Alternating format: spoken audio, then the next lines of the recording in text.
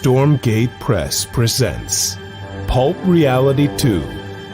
10 new short stories from today's leading authors and illustrators in the new pulp genre.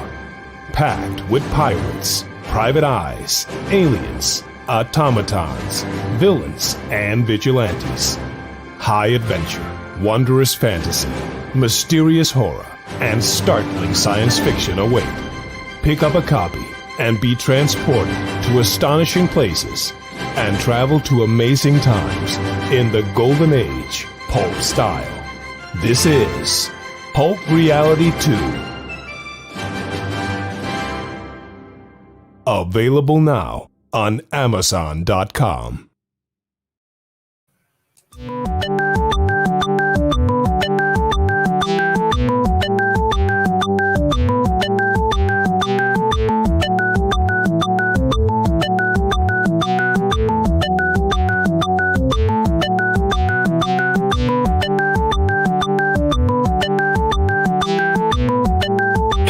Seconds.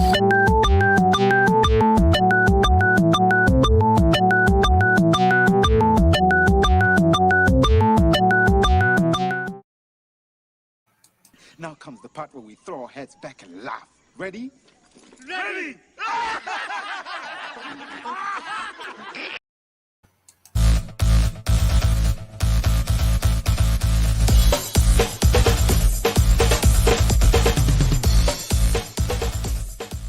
Welcome to Nevermind the Furthermore, your morning dose of creative conversation and coffee with your host, Brian K. Morris, independent publisher, freelance hybrid author, award-winning playwright, Facebook famous YouTuber, and former mortician's assistant. Get ready to start your day off right. And good morning, everyone. Welcome to the Wednesday Hump Day. Pardon me, coughing day, apparently. May 12th, 2021 edition of Nevermind the Furthermore with me, Brian K. Morris. How the heck are you this morning? Glad you're here. We've got a special guest coming up in a few minutes, Matt Knowles. He's going to pop in here. He's got a project he'd like to brag about, and I don't blame him. It looks pretty spiffy. It's kind of cool. And I welcome your questions, too, when we get them in here. So it's kind of like a little mini clever title penning, which we hope you caught last night's episode. It was a lot of fun with Ted Davies and talking about his brand new project, Grim 101, and other things. So please check it out from last night. Anyway, glad you're here. And a big thank you to the Rising Tide Broadcast Network for powering this show. They inspire us. They hopefully will inspire you, too. Plenty of entertainment and information 7 days a week. Please check out these shows. Make a screen capture, for heaven's sakes, for constant referral. Anyway, we've got all kinds of subjects that we cover on the Rising Tide Broadcast Network. There's surely something that'll please you, and because we know what elevated tastes you have. So anyway, please check out the Rising Tide Broadcast Network. Please give our Facebook page a like, and also when you like any of our broadcasts, please like the show if you're watching on Facebook. If you're watching on YouTube, give it a thumbs up, and please subscribe to the channel while you're there. It helps us out so much, as well as liking the Facebook page that you see our shows on, if that's possible, so that it thanks the host for having us. It kind of justifies our being there. But anyway, also thank you to Plasma Fire Graphics for sponsoring today's episode. Plasma Fire Graphics, when the look of your book matters to you. And if the trailers that you saw earlier excite you, those were both done by Plasma Fire Graphics. They do incredible work. They also do graphics that'll help you sell your project. So please contact Jeffrey Hayes at plasmafiregraphics.com. Also check out their Facebook page, Plasma Fire Graphics, when the look of your book matters to you. Anyway, and also want to thank our Patreon subscribers for also powering this show.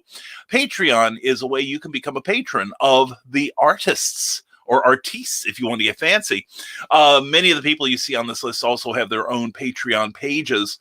Please check them out. And also, if you want to check out what we offer for a modest monthly subscription, we have blogs, we have works in progress, we even have downloadable versions of our books, some of our books. So please check it out at www.patreon.com/Brian K. Morris. And I'll be doing my blog today there. Every blog deserves a name. And we'll talk about whatever's on my mind. mind, such as that is. Ooh, that's scary. Anyway, please check it out. Also, please, tonight, don't forget, we will have Bobby Nash on a special Clever Title Pending at 8 p.m. tonight. We're going to talk about his Snow Shorts series. You can get in Bobby Nash's shorts. They're available on Amazon right now. Read into that what you will. Anyway, it's a brand new Abraham Snow adventure that I've written. Please check it out. It's only 99 cents on Amazon, and we'll be talking about that and many other things. So please join us tonight at 8 p.m. with Bobby Nash, BobbyNash.com. And now we've got a few minutes before Matt shows up, so let's talk to you wonderful folks. Joe Bachman, good to see you. Happy Hump Day, Nevermorians. Happy Hump Day to you, my friends. And yes, the Legend of the Traveling TARDIS, 6 p.m. every Tuesday night. We said hump. And yeah, I figured that phrase would bring Christian from the shadows, and it did. He's kind of like Beetlejuice. And but you clean up the Beetlejuice after he's done. But anyway, Carl Witzman, good to see you, my friend. Hope you're having a good morning so far. Teresa Dunn, mwah. Good morning, Brian and my fellow Furthermorians. Have a beautiful and creative day. You too. And Carly, mwah. Glad to see you. Hope your morning's going well. And morning, Evermorian. Today's weird random factoid from the Skunk Rocker is brought to you by Stupid O'Clock. We are the space robots. We are here to protect you. We are here to protect you from the terrible secret of space. Skunk Rocker continues. The hood ornament seen on Stuntman Mike's cars in the film Death Proof is the same ornament the rubber duck has on his semi in Convoy. Now you know it. That if that factoid doesn't get you sex, I don't know what will. And Scott Crocker says, well, Brian, I know you're going to have a fun episode, but since you have a guest today, I imagine comment reading is going to be at the bare minimum to be able to finish the show at a reasonable hour. When have we ever finished the show at a reasonable hour, Skunk? And thank you, Matt, for joining Brian today. Okay, I will read that when Matt gets here. How's that?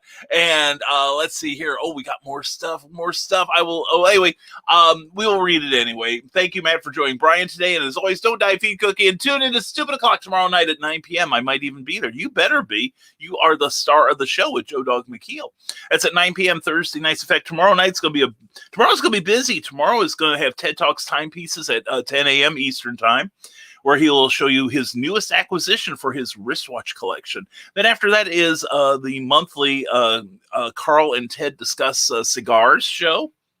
It's going to be a fun time as always. Then at 7 p.m., we've got Comic Book Spectrum with myself, Eric Hawkins, Clyde Hall, and Brian Rodman. Check out our brand new avatars. And also followed by Creative as Hale with Amy Hale and John Hale at 8 p.m. And then Stupid O'Clock at 9, and stay around for 11-ish for the Stupid After Show. It's all good stuff. And lurker mode engaged. Oh, we're glad you're here anyway, Skunk. And the Historical Fencing Guild, Nick Tockard, good to see you. Good morning, Nevermorians. Here's hoping Hump Day brings you your every desire for a reasonable price. Yeah, that's true. Or at least monthly installments. And Grant Lankard, good morning, folks. Hit like you know what's good for you. Oh, yeah. Please hit that thumbs up button if you're on YouTube right now. And thank you to everyone who has given us their love and their likes on Facebook. Thank you to Robert Beatty for liking this show. And Glenn B. Fleming and Bill Sarton, thank you for the love. Appreciate it. And don't forget to like and share, folks. Thank you. And don't forget to subscribe. We're 2 people away from hitting 500 on our YouTube account. We're excited about that. We're excited about Brian Rodman in his Speedo saying, good morning, my fellow Brian and Nevermorians. The day of humps has begun. You get a hump, and you get a hump. Everyone gets a hump. Brian, report to HR for your daily lobotomy.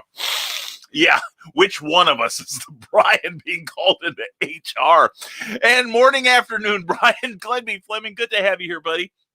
Hope you're having a great morning. Always a delight to have you here. Glenn Fleming is a fantastic writer and artist. He's currently working on his latest amazing story for Indie Vote Revolt, which, by the way, has 59 backers, 11 more, and I think we get a little something extra. Right now, that book is 130 pages thick, and the more you contribute as far as backers, even $1 gets you a little something extra.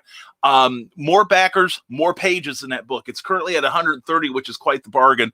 And Randy says he'll do more the more backers he gets. And from the desk of a small press publisher, morning, all great clever title pending last night. Well, thank you, Joe. You helped make it that way. Appreciate your participation. You had some great questions, and glad you're here, sir. Hope you're doing well. And Legend of Traveling TARDIS, do you say I can get into Bobby Nash's shorts? What? I figured that would wake you up. Christian, I was like, what? Yes. In fact, the current one, I'm in his shorts. So anyway, I'm number 4, and which means being a number 2. Happy Hump Day, Brian. Bill Sargent, glad to see you here. Marty Feldman and Marty Feldman and all the Nevermorians, count your blessings and use them wisely. Just recognize that you have them, and that's you're ahead of the game, and bring Cookie home. Thank you, Bill Sargent. Appreciate that. Let's see, and we're caught up with the comments. Don't stop now, folks. But yeah, Matt's got a really cool project I wanted to talk to him about. And it's something he and I have been trying to coordinate our schedules. And finally I said, there's only one way we're going to get this done. You're going to have to come onto the morning show. So we're not doing this every morning. It's this week will be an exception. And Friday, we are also having an exceptional show in that we're going to have Varian Grant and Randy Zimmerman on. Randy Zimmerman is the guiding light between on Arrow Comics 4.0, the 4th iteration of the great comic book company from started in the 80s. With Ralph and Stu, and how are you? But anyway, they've got a brand new book out there. Like I said, right now, Indie Volt Revolt is fully funded on Indiegogo.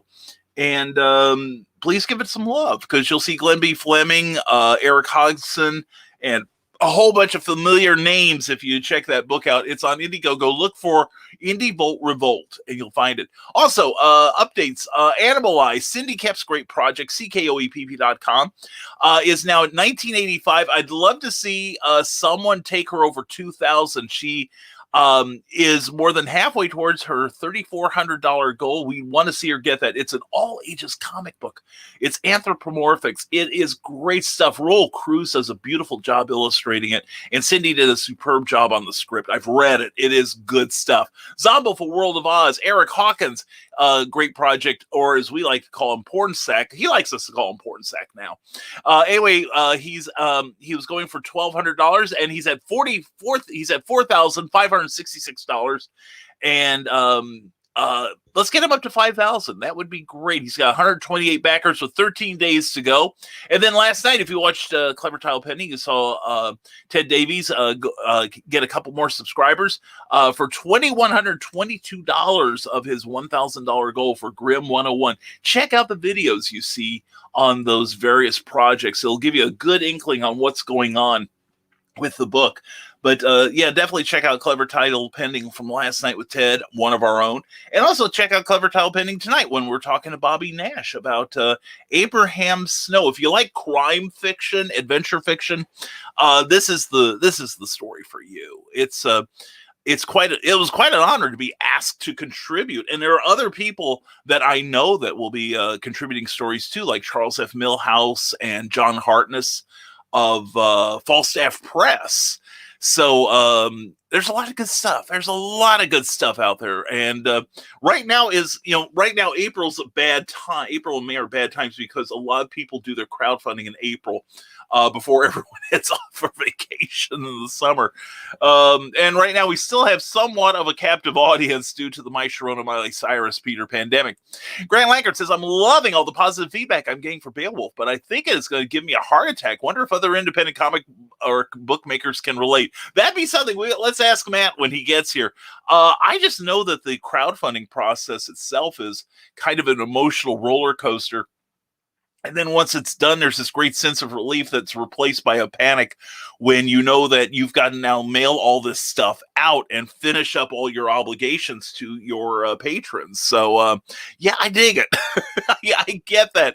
But after, and you can ask somebody like Eric Hawkins. I don't know if, I know that he plans so far ahead. I think he's got a lot of it down by now that it doesn't concern him as much, but it might have in the early days. Grant Lankert said, I sold 20 copies to a nearby comic store right yesterday, and I had a nightmare about bankrupting a poor small business. Dude, if that comic shop goes bankrupt because he bought 20 copies of your comic, one, check your pricing. Two, he better get himself an accountant and maybe a second job to finance his comic book selling hobby. And the Historical Fencing Guild, maybe you need to convert a program to a monthly dedicated crowdfunding support show. That is a thought. Of course, there are going to be some times when the crowdfunding campaigns are going to be a little leaner than others, like say during the winter. Another thing is there are so many shows now that do crowdfunding that revolve around crowdfunding. I don't know that I've got any sort of special special take on it. And in that case, I just become one of the crowd. I just become one more show that people are just getting on to try to hawk their wares. And I keep saying, I don't care that someone's got something to sell. I care that they've got something to say. Matt's got a really cool campaign, and I want y'all to take a glimpse of it. In fact, why don't you, I think I've got it right here.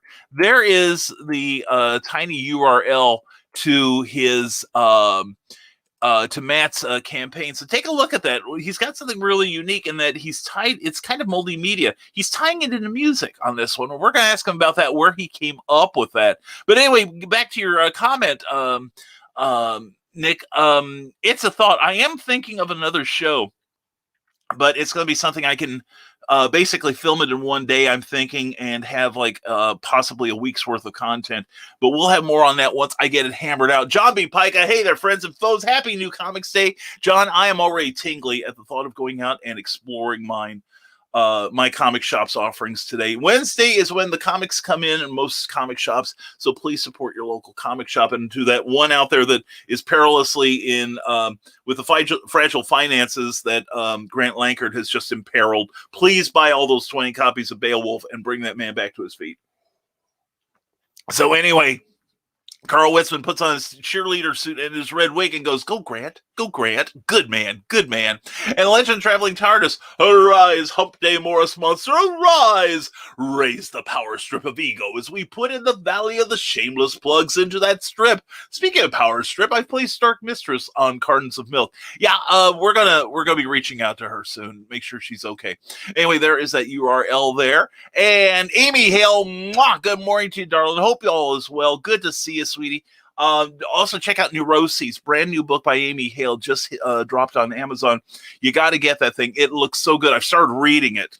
Ooh la la, it's good stuff. And Legend of Traveling TARDIS, nothing tiny about my URL. Yeah, you've got a big URL. I can just imagine. And Ted Davies Artistry, fresh from his triumph last night on Clever Tile Penning. Good to see you, sir. Hope all is well. And all is well because screen capture.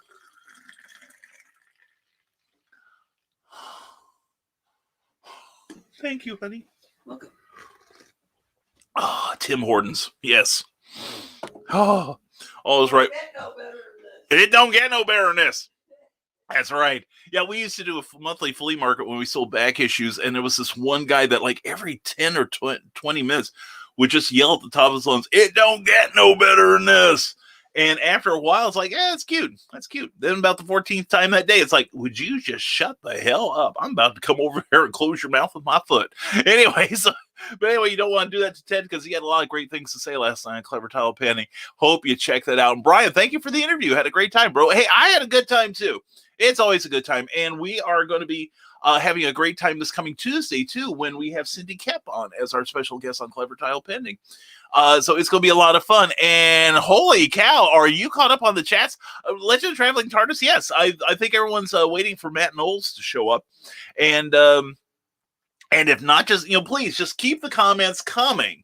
All right. And Ted and Varian Grant, good morning to you, sir. IndieVolt.com. Check out the IndieVolt Broadcast Network. And Varian's going to be my guest this coming Friday, along with Randy Zimmerman. I'm looking forward to it, Varian. I really am.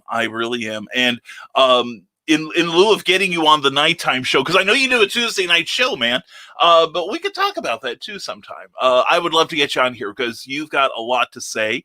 You do a lot for the creative community as far as comics and other things go.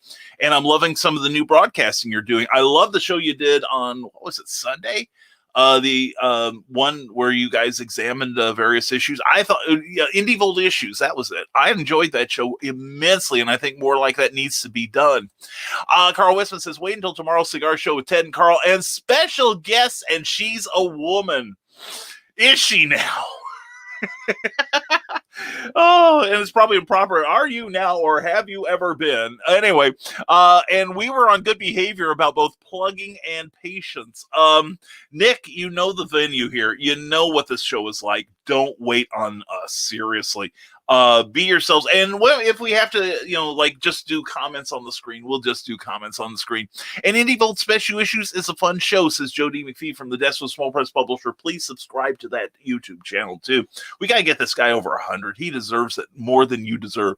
And here we go. The Sausage Factory rears his ugly head as Grant Lankert says, woman? Yes, one of them. And speaking of women, and what a woman. Hey, gang, I found you a no throttle back, so while at work, I can listen. So in my bra you go. Oh, my goodness. Oh, did it just get warm in here, or is it just their bra? Anyway, Michaela, mwah, darling, good to see you. Check out Michaela Jade on Amazon and pick up the Warriors trilogy out now. Varian Grant, special issues now that you mentioned it. I got to prep this Sunday show. Prep? What the hell is that? Varian, the only prep most of the time that I do, it's in restaurants, when you cut up all the vegetables and everything. And a cigar smoking woman, hot cha. That sounds good. And speaking of sounding good, we're going to give him time to put his coffee cup down and to get prepped there. Give me a thumbs up when you're ready to come on. Yeah, he's got to get his full regalia on. You ready now? Give me a thumbs up, Matt. All right, he's coming on. He is locked and loaded, ready for bear. Matt Knowles, how the hell are you, sir? Man, I'll tell you what, normally I don't wear the top hat when I'm on shows, but hey, this is the top hat mandatory. You got the red headgear. I got to have the red headgear. Let's do it. Let's do this thing, Matt. It is a delight to have you here. I know we've been missing our schedules for so long. It is a delight to have you here, brother. Hey, I appreciate it, man. I mean, you're one of those those foundational things. You wake up in the morning and you see the fez going on. You know it's a good day. There you go. There you go. And it's funny. I love your hat. I love the thing. I've got a top hat like that actually fits my enormous bonce, and I'm going to convert it into a steampunk fez. Good. Hey, that sounds awesome, man. Yeah, it's a work in progress. Cookie is working on my tassel right now. Shut up, Christian. And so anyway, but anyway, let me read a couple more comments here. Then sure. Matt, we're gonna let you introduce yourself. And Matt, I might even let you take a stab at some of this if you want. Hey, you know what? That sounds great. I'll do whatever you want me to do, man. Oh, don't say that. Don't say this is the wrong thing to that sort of thing. I'll do whatever you want me to do within reason. I see variants in the chat, so I'm going to say, here's what people can ask to do. I'll do anything in this circle. You do know my audience. Good God. So anyway, I'll take Brian Robin here. And I'll always take Brian Robin. I'm so excited to announce the pre-launch page for the Nebulizer is up and running. The Nebulizer is about a chronic asthmatic and his feisty AI-controlled nebulizer suit as they fight through a post-apocalyptic world filled with allergen mutants. It's Bubble Boy meets I Am Legend. It ain't easy being wheezy. So check out that address and sign up for the launch page because that's useful. Because when that goes live, then you have a chance to be on the ground floor and compete in the race to see who's going to get this stuff financed first. And Grant Lankert, I'm stuffing comic book bags as I watch. Good for you.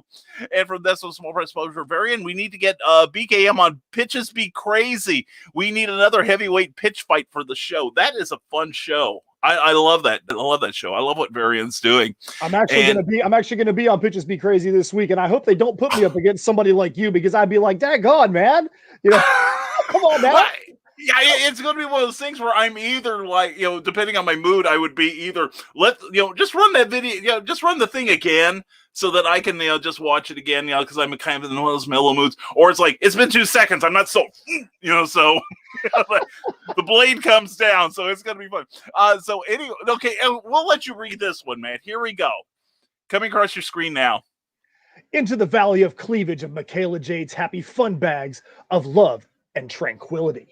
Ooh, yeah. I mean, I love it, man. Traveling TARDIS. That's right. That's right. And we are currently broadcasting from Michaela Jade's bra right now, Matt. So, nothing but the best for you. What? Yeah, we didn't warn you. That's why I always ask people that have never been on the show, have you watched any of my broadcasts? You really need to do this deliberately. And from the Legend of the Traveling TARDIS, hello, Matt. And that's from our buddy Christian Basil, and from Decimal Small Press Publisher, Joe D. McPhee. I'm happy he cleared that up. And Steph Cannon. Steph, how are you doing? You're Yes. awake. Steph, we'd have you on. I was told you have like normal hours and you sleep like a human being. Anyway, Steph, it's good to see you here. And Specs Thompson, what's up is I'm gonna let this great man here. I'm gonna let him have the whole screen. Matt Knowles, tell everybody who you are and why you are so dang awesome. Well, man, that just messed me up. I don't even know if I'm going to talk about me being awesome, but I'll talk about why I'm here. So my name is Matt Knowles. I am one half of Insymmetry Creations with Steph Cannon, who's over there in the chat. For the record, Steph is up way earlier than I am. She's got kids and she's got to take kids to school and stuff like that. So it just was physically impossible at this time of the day at 7:30 in the morning in California to be able to actually get onto a chat. So that's why Steph's not here.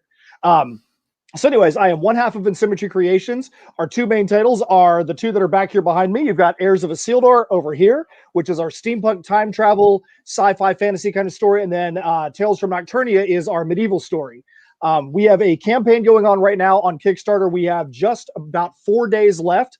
We just found out this morning that, okay, not only did we get projects we love earlier in the campaign, which made us super happy, we just found out this morning, today we are actually per Kickstarter's project of the day in comics.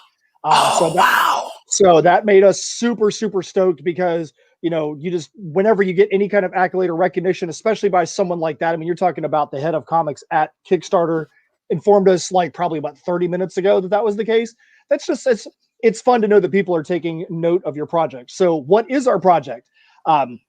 We have it's a dual campaign. We've got the Heirs of Isildur comic, which is called Nightmare Scenario. It is a bridge comic between our first arc, The Crossroads Conundrum, and our next arc, The Perilous Prospects. When we ended Crossroads Conundrum, there were a ton of cliffhangers, and everybody, our fans, have been like, my goodness, you know, what's going on with this and what's going on with that and what's going on with this. And the biggest one was, what is the fate of our main character, Michael Isildur? Is he alive? Has he perished? Or is he somewhere in between? We end the last arc where he's been betrayed by a friend of his. There's been, you know, the laboratory that he works in is in peril. He is in peril. And we knew that we could not make our fans wait any longer to at least find out what his fate is. By the end of this issue, you're going to know who the main players are going to be when you go into the Perilous Prospects. Is Michael going to be involved? Is he not? Is it going to be the other people in his group, the so-called heirs? Or, you know, is it going to be somebody else altogether? The second half of this campaign, there's some headgear for you right there. The second half of this campaign is the Heirs of Isildur versus Tales from Nocturnia metal album. This is going to be the second album that we've done. The reason why it's Heirs versus Nocturnia is because as we've done our campaigns, we would always write new music for every campaign video. And we've done 3 Tales from Nocturnia campaigns since the last time that we did an album. So when we got to the point that we were ready to do this album, we had a handful of songs for Heirs and a handful of songs for Nocturnia. So we said, what if this was like a Marvel versus Capcom battle? And we had a amazing cover artist, Renan Shoddy, do that Marvel versus Capcom homage right there. You've got Heirs characters on one side, Nocturnia characters on the other. And then as you see, we have the colored splatter vinyl there on the albums. One side of it is going to be all Heirs songs. The other side is going to be all Nocturnia. So we try to do fun things, as you can see. We try to do fun things, different things. We want our campaign to stand out because we've got different offerings there. There's the first 2 pages of the comic. There's the first 2 pages of the comic. People wanted to see the comic art. What you see right there, one of the things we've done is we've taken the last 9 or so pages of the comic issue, and instead of in the album just having a little sheet of paper with the song lyrics at 3-point type, we've given each song a full page at the end of the comic, so that you've got the full set of lyrics, you've got an explanation of what's going on with that song, what character's perspective it's from. Some of them give you a little bit different perspective on what if you go back and look at the story, like, oh, this is what was going on. I didn't even realize that. And then also where it fits in. Does it fit in Heirs of Isildur, The Crossroads Conundrum? Does it fit in the Tales from Nocturnia book? Or does it fit in with Nightmare Scenario? Very cool here. And I'm just knocked out by the number of levels that you've got here, the various things you're offering here. And, you know, it's definitely a go big or go home kind of campaign here. And it looks really, really good. So, You should Thank be you, very good sir. proud of yourself. And Steph, take a victory lap yourself. This is good stuff here. Now, now these are two different comics, meeting, Titanic, Clash of Titans for the first time. How many issues has each title run so far? So Heirs of Isildur did an 11-issue run, and then we turned it into, Steph and I took about 2.5 months to reformat, re-letter, because it started off as an ebook that turned into an illustrated novel that by the end was a comic, and we wanted to make sure that the trade paperback was all in one format. So we took the whole process, 268-page book, fully re-lettered and reformatted. Tales from Nocturnia, we did a 3-issue arc, but 2 of those 3 issues were double issues, 40 and 44 pages. Nice. So the trade paperback for Tales from Nocturnia is called The Complete Legendary Saga. It's got those 3 issues, 2 anthology pieces that we did, and about 30 to 40 pages of additional unique content. So that trade paperback for a 3-issue series is 152 pages. Wow, that's great. Yeah. That is super. Well, like we say constantly on this show, a lot of people stand out from the independent crowd by doing one thing, and that's an issue 2. And here you are way past that. And I love the multimedia thing and all the clever different levels you've got there. Now, what made you decide to bring in music as an aspect of the offerings here? So my background initially was metal music. I was in a band for a long time, toiled in the underground, was a band member with some famous musicians in their genre. Sean Tibbetts, who's the bass player of the band Camelot, world famous power metal band. He was a longtime friend of mine. He was in the band with me. Corey Steger, who you saw later on in the campaign, did some stuff with me back then. So my background was metal music. I got tired of being in the industry because it just didn't make any sense to be dropping the amount of time that I did into it, and there just never being a place where you could say, hey, I might be able to not just be taking wheelbarrows of money and dumping it down the toilet. Yeah. So like I just got burnt out on the whole industry, and I just, stepped away for quite a while, but I always had that itch to write some more. And when I got back into writing, I'd always write a little piece here, a little piece there, and just save it. But when I decided to really get back into things, I wanted to write music that had a little bit of a backstory. And I was going and pulling pieces from some of these old compositions that I had and repurposing them and turning them into new songs. So I was like, man, my life feels literally like steampunk right now, because steampunk is all about taking old things, repurposing them, making them new, and making them into something new and futuristic. So I'm like, what I'm doing right now feels very steampunk. So why don't I adopt the steampunk aesthetic?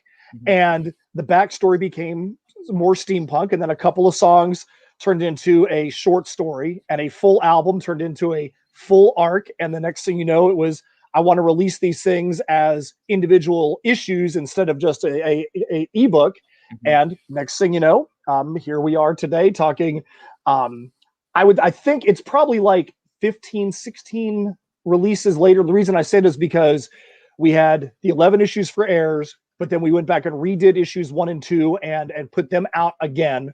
Then we also had the trade, and then we had the 3 issues of Nocturnia and that trade. So it's been a hot minute. I'd say, you see, that's why I love having somebody like you on, man. Because I want people, I see so many people, well, I put out a book. Okay, good. Now what? And so many people don't think about all the ancillary things that your creativity can dredge up that other people will find interesting. Like, you've got music, you've got vinyl, you've got the digital downloads on this, which, I'm and the variant covers, and I'm knocked out by that. But, there's so many things that we could be doing, whether it's publishing books or even just, regular comics that we could be doing. And I think somebody like you is an inspiration, and it's no wonder that you got, the accolades from Kickstarter as you did, and congratulations on that. Well, I appreciate that. I appreciate your being here. Historical Fencing Guild says, hello, Matt, I heartily approve of your hat. Thank you, kind sir. And the Legend of the Traveling TARDIS says the Wi-Fi in Michaela Jade's bra is superb until she needs to scratch. That's please write that down, folks. There will be a test later. And Steph Cannon says some of us are on the West Coast, believe it or not. I've heard of that mystical land. I think it's somewhere between Mu and Atlantis. But anyway, we're glad you're here, Steph. Steph, sometime we've got to get both you and Matt on the evening show. I think that'd be fun. And yes, follow that URL. And that's something else I want to compliment you guys on, the tiny URL. Because so many people, like, especially like on Kickstarter or on Amazon, you put in your information, then they give you the link, and it's like, it looks like, like, it looks like, like a formula for making a bomb or something, and it's about 4,000 letters long, and something like this is easy to remember. That's why, I do the bit.ly addresses, like, my bit.ly address for my YouTube channel, which everyone should subscribe to, by the way, is YouTube BKM. Easy to remember. That's what you got to do. It's what you got to do. Exactly.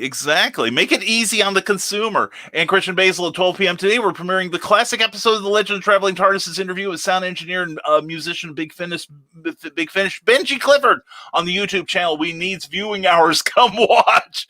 I love seeing that naked ambition there. And let's see here. We're going to get some questions, I'm sure. Here we go. And Keisha Acuff, glad to see you here. Specs Thompson says, that hat looks familiar. Is that from an anime?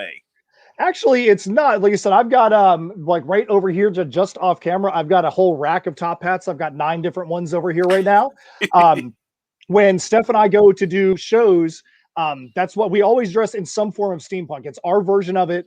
But we always want a twin. And the funny thing about it is, if you ever seen a picture of Steph and I together, the size difference is immense. I used to say I didn't want my body weight to be any more than twice what her body weight is. Right. And that is so far in the far distance now that I've stopped, even because I would ruin myself every day to be like, now I'm closer to like 2.5 times.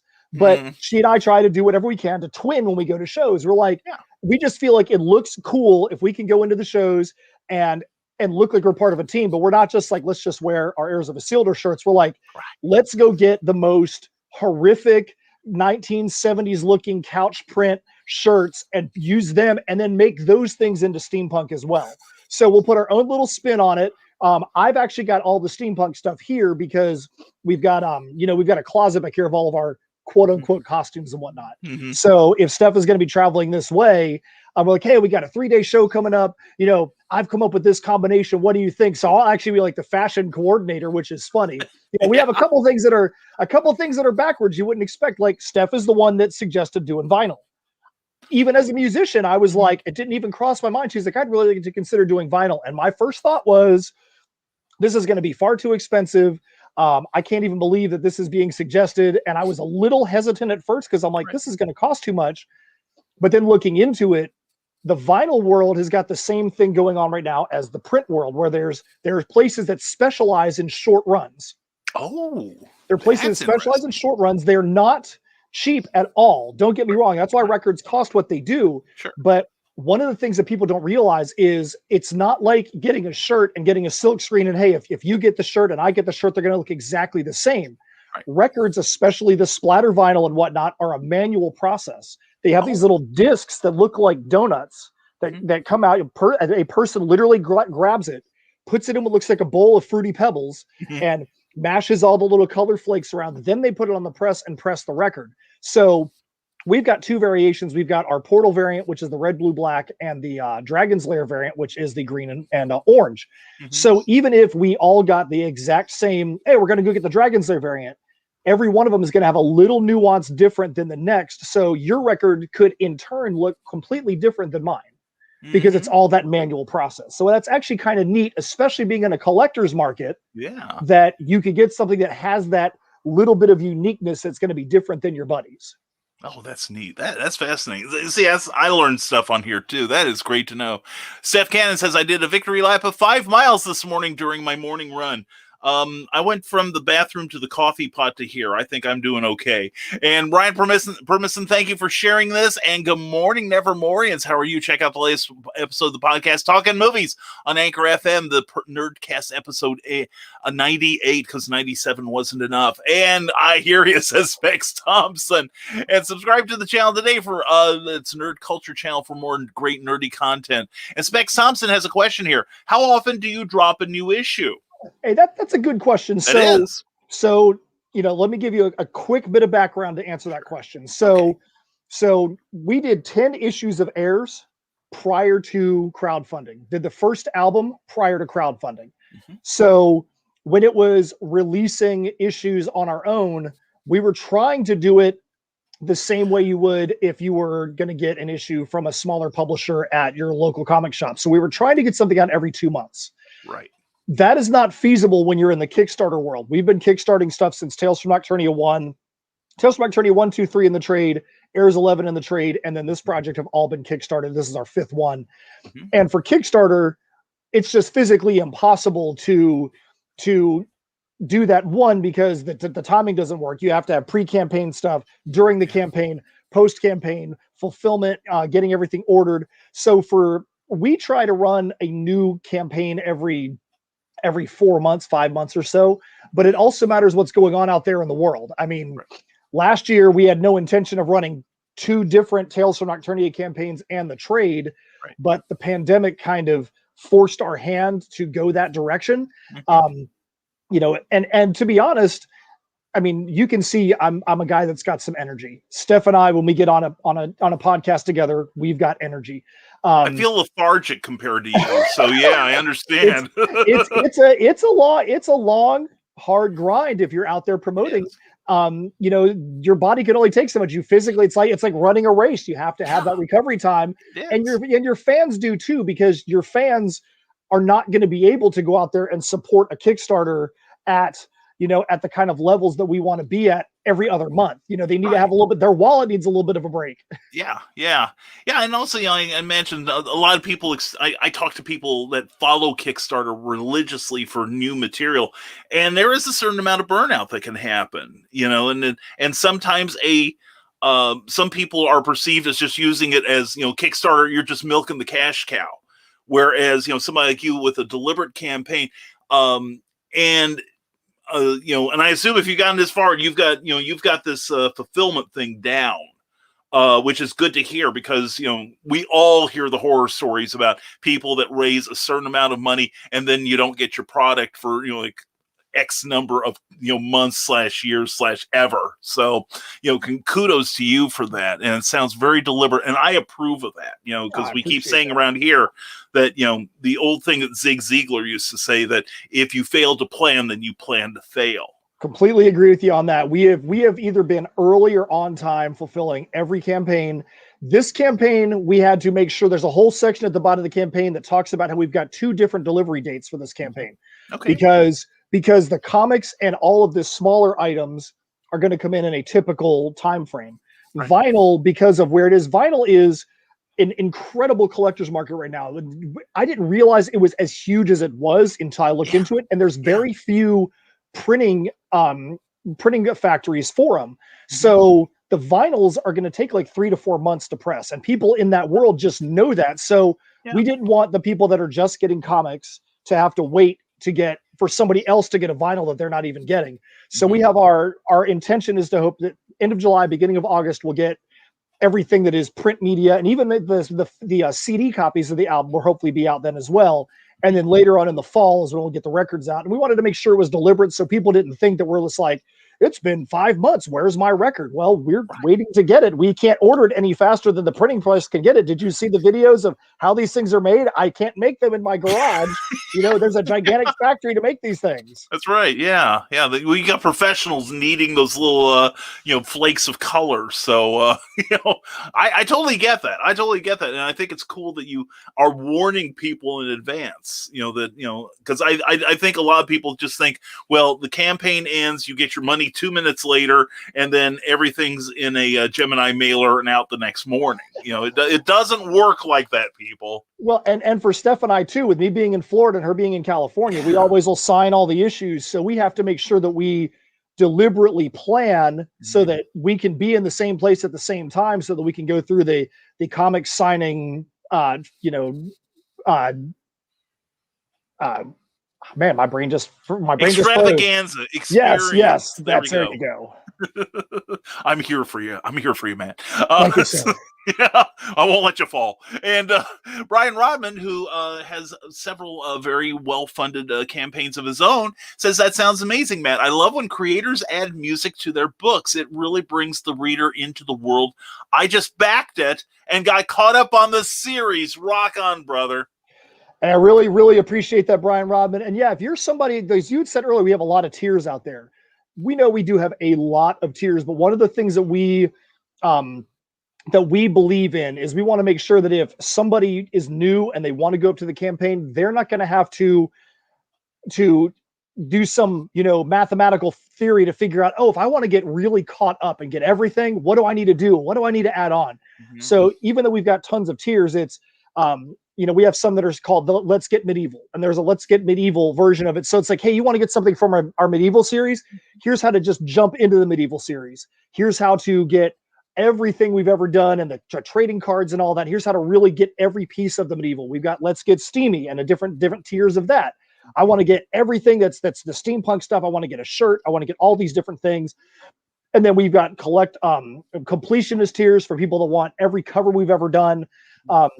This campaign, we actually have a set of tiers that is something we never wanted to ever have to put into a campaign, but we did. So, as we said, we have music that goes along with it. My buddy Corey, he recorded on March 6th for the album and was tragically killed 11 days later. And that really threw us for a loop because we were already in the process of getting this campaign ready to go. We were launching weeks later. And Steph and I immediately knew what we needed to do. That was, this is a dark issue because, like we said, it's about, is Michael Isildur alive? Is he perished, or is he somewhere in between? There was a lot of graveyard imagery we were going to use for variant covers. And immediately we're like, nope, that can't be, because we felt like that was going to be disrespectful to his memory. Oh, yeah. The images are still in the issue, but they just aren't going to be what's promoted. And then we got James Sims to do a tribute cover for us for Corey. Corey was well known. He was a founding member of the band Under Oath about 20 years ago. And he was well known for, I'm going to get a guitar. I'm going to get tired of it. I'm going to give it away. I'm going to sell a guitar. I'm going to buy another one. And he just went through a massive number of guitars. When he recorded in March, he actually brought 8 guitars with him for the recording session. Mm-hmm. So myself and Steph and Corey's best friend, Rick Lobb, went through every picture we could find. We went through old video footage and found as many guitars of Corey's as we could. And so that Game of Thrones homage cover that you see, where the throne is made of guitars, all the visible guitars in there are actually Corey's guitars that he used. Oh, wow. So that's just not random guitars. That's actually his guitars that are on there. The red guitar that he's holding in the front has got special meaning to Corey and myself and to his best friend, Rick. So that's why he's holding that guitar, because it actually is the link between his personal life and his friends like Rick. Because he recorded on that guitar in 2016 and then he gave it away to somebody, I don't even know who. And I was like, why would you do that? It was the best guitar that you had in the studio. When he came down in March, he brought his friend Rick with him. And he's like, hey, I told you 5 years ago I gave this guitar away. Rick is the guy I gave it to. And this is one of the 8 guitars that we brought back down. So I thought this guitar was long gone. And he ended up recording some of the tracks for this album, that guitar, this past time too. So that was just something we felt like if he's going to be holding any guitar, it had to be that one that's got a personal connection to all of us. Mm-hmm. That's beautiful. That is beautiful. And speaking of beautiful, we're not going to read the whole thing today, Bill, but please check out the artwork of Bill Sartin on Facebook, where everything old is new again. You can watch magically marvelous rock and retro videos, mischievous merry memes, and snazzy jazzy sketches. And you can pay through PayPal, so check out the artwork of Bill Sartin, where everything old is new again. And Steph Cannon says, Ryan Permisson, a podcast talking movies sounds right up my alley. Continues with, life's too short not to have as much fun as we can. Agreed. And thanks to Brian Rodman, and gotta have vinyl, splatter vinyl. Definitely. And Eric Hawkins, or Porn Sack as we like to call him, please check out his campaign, The Zombiful World of Oz, currently funding. Another steampunk campaign. That's right. Exactly. Have you actually, Matt, if you haven't already, I would recommend that book highly. It's backed. It's on our list. Absolutely. Super. I'm glad to hear that. I love when everybody does this. And even though we are bi-coastal, we are working all day, every day. Well, and that brings up a question, what, we talked about fulfillment. I'm going to take it you guys have like a huge factory, a big warehouse, and like dozens of people that are on your beck and call to help you like fold the Gemini mailers and get everything out, right? So we have some help. My family here will help at times. There's some things that need to be done, but sometimes it's just there's not enough room to get a lot of bodies in there. So sometimes we're just kind of drudging through. I mean, a lot of times it's pre-prep with Steph being in California to be like, okay, I'm going to take my living room and I'm going to get it prepped and ready. Okay, we need 55 of this cover and we need 20 of this, we need 30 of this. I'll kind of get them set up so that when Steph is here, we can just say, like, okay, now let's go right down the list. We have a system, but I'll tell you, it definitely is something that it's exhausting. It'll take us a couple of days just to get through getting all the packages together, just because for us, it's a blessing and a curse. We have a lot of options, but then we go through, put the packages together, and we're like, oh my gosh, we have to go get 30 different variations of things to put them together. Yeah. So, we've created our own monster. Yeah, maybe it's just like form a betting pool or something. At what point do one of you start saying, what in the name of God were we thinking? Oh, we say that all the time. We say that all the time. But we wouldn't have it any other way. And like Steph says, with this being bi-coastal, it's funny. I'm in Florida, but she's up before me every day because she's a runner. She gets up early. Yeah. She runs before the sun comes up. That's just what she does. But we're on video chat all day long, every day, just as if we were two people in cubicles at an office. Mm-hmm. So that way, we literally go, hey, it's the work day. Let's get on the video chat and let's do what we got to do. We do more than just Heirs of Nocturnia. We have another story that's going to be coming out soon that we can't really talk about, but it's something that's totally different than what we do right now. It's G-rated. And it's super. That doesn't mean this stuff isn't G-rated. It doesn't mean this stuff there's not a curse word in Heirs. It just means we have something that is a legit kid story that we are super happy about and super glad we get to get into that market. Oh, nice. That's going to be it's going to be short stories, but it's going to be coming out here hopefully soon.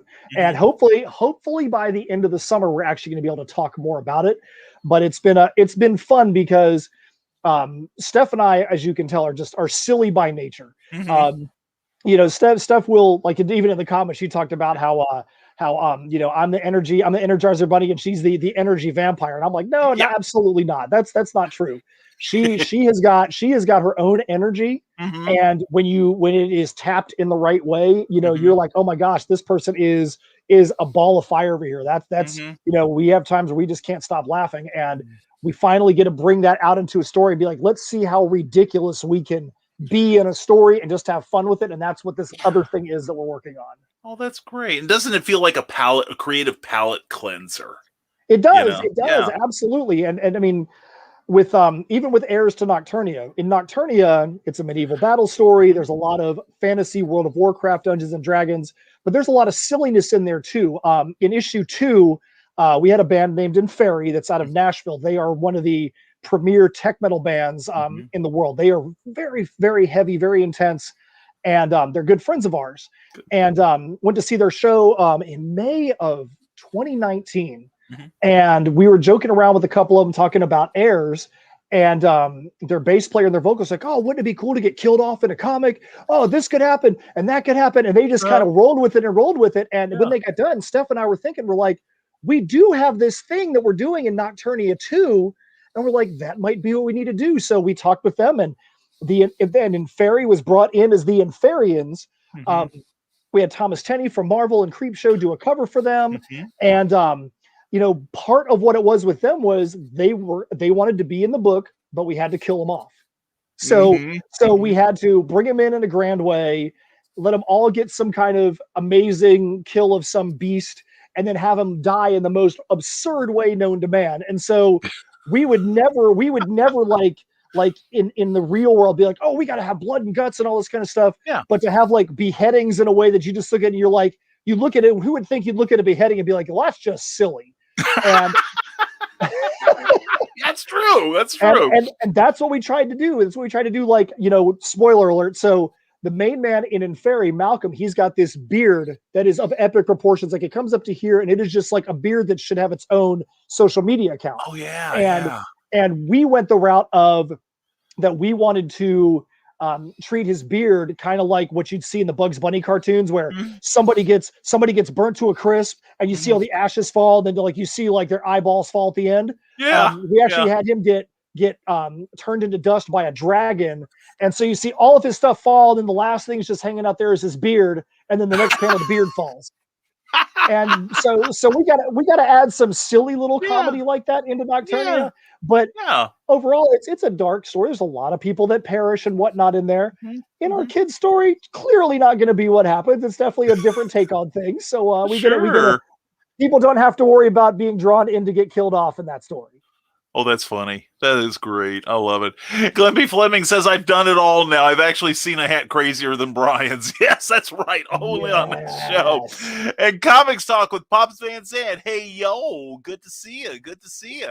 And Specs Thompson, I need that crowdfunding blueprint he has. Well, who inspired you as far as, your offerings? How did you come up with what you do? So that's a really good question. So when Steph and I started, we did about 6 months of research. And when I say we, I would say about 5 months cumulative of that was Steph. And we had people that mentored us at the beginning that without them, we would have absolutely failed. Charlie Stickney, who's now co-publisher at Scout Comics, Madeline Holly Rosing, Russell Nolte. The three names that come off the top of my head are the ones that spent a lot of time with us. I mean, especially Charlie more than anything. Charlie, one of the nicest guys you'll ever meet. And we would ask a question and he would give us back. He could have given us back a 2-sentence answer, and we get like a 9-paragraph answer back because he wanted to be as thorough as possible, make sure we had all the ins and outs covered. We went back a little while ago and looked at some of the initial questions that we asked him. And we're like, oh my gosh, I can't believe that we asked him that. That was so easy, so simple, but we just didn't know what we didn't know. So for Specs, Madeline Holly Rosen, go look her up. She actually has a book on crowdfunding, and it should be required reading for anybody that's getting into the business. Madeline did a really good job with that book. There's a PDF version, there's a physical version.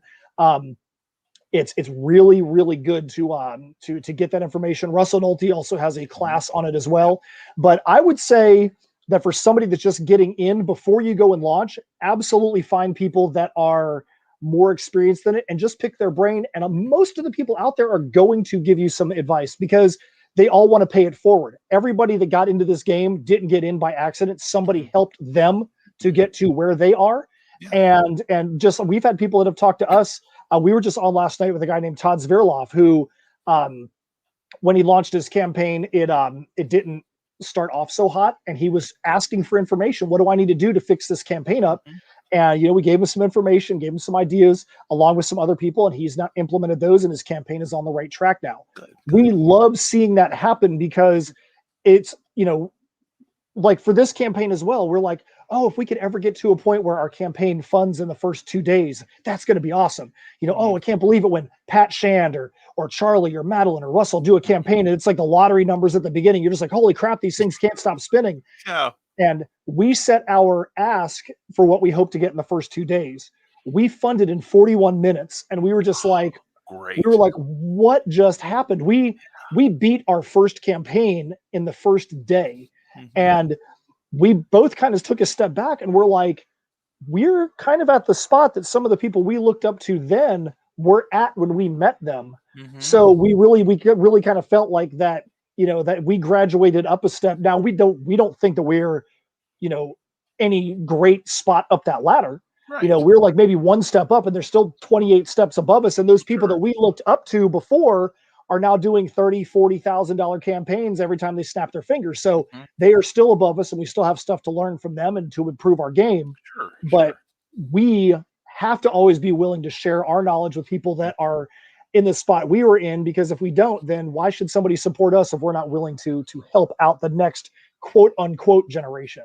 Exactly. Well, that's what we talk about here constantly. Yes. Rising tide, paying it forward, having it come back to you multiplied. So yeah, we're definitely behind your message there, sincerely. Well, you talk about, people asking you the right questions. I did a crowdfunding campaign about 3 years ago for a comic, and I approached Ty Templeton Okay. because we had done some business together in the past. We stayed in touch. And the first thing he did was he sent me like this long questionnaire. Do you know what you're doing? Have you considered this? And I filled out this thing. And then, he felt confident doing some artwork for me that he knew it wasn't going to get lost or anything. So, it's good to have that sort of attention and to sit back and like, okay, did I cover all my bases? Do I really have this thing as well planned? Because, we talk a lot and hear about signal versus noise, like they used to talk about in the 90s.